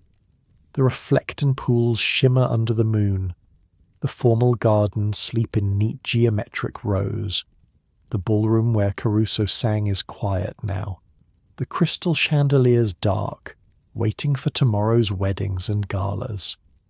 People pay hundreds of dollars a night to sleep there, to walk halls that servants once scrubbed on their knees, to imagine themselves as Gatsby, just for a weekend. Otto Kahn would have found that funny probably, or sad. All that money, all that striving for acceptance, and now strangers rent his dreams by the hour.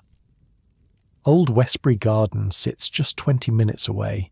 The Phipps house still holds the furniture from those English estates that were selling off their treasures after the First World War. The gilded mirrors, the ornate chandeliers, the portrait by Sir Joshua Reynolds, one of only 5 signed works by the artist in existence. Mary dusted that painting and never knew it was special. Just another canvas to clean.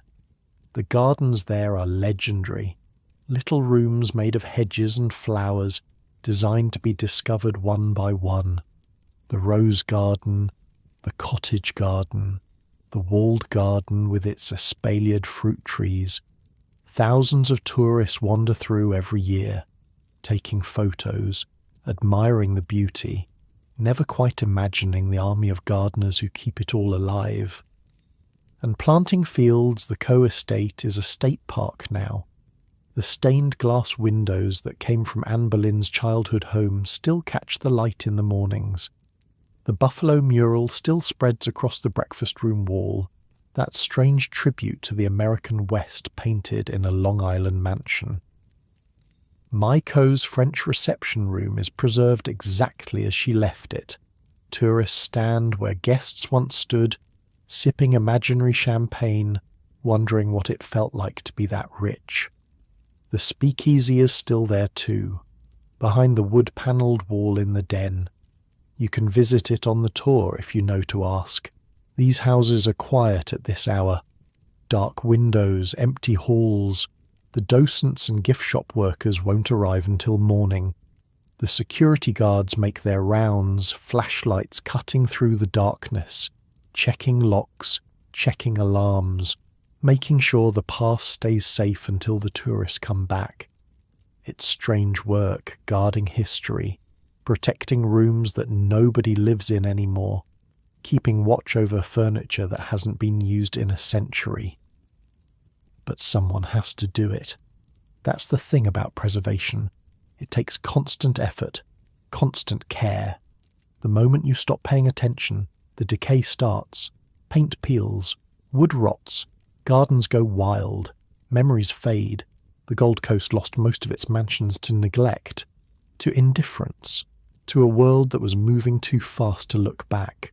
Of the 1,200 estates that once dotted the North Shore, less than 400 remain. And of those, only a handful are open to the public.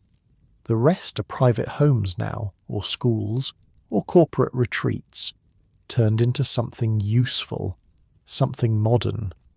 Nothing wrong with that, really. Houses are meant to be lived in. Rooms are meant to be used. But there's something lost too. something that only the preserved places keep. The feeling of stepping back in time, of standing where they stood, of imagining just for a moment what it was like to live in that vanished world. The tourists who visit Oheka and Old Westbury and planting fields, they're not just looking at architecture, they're looking for something else, some connection to the past, some sense of continuity in a world that changes too fast to follow, and maybe they find it. In the way light falls through a leaded glass window, in the grain of wood that was cut 100 years ago, in the silence of a room that remembers more than anyone alive. Houses hold their memories close, even when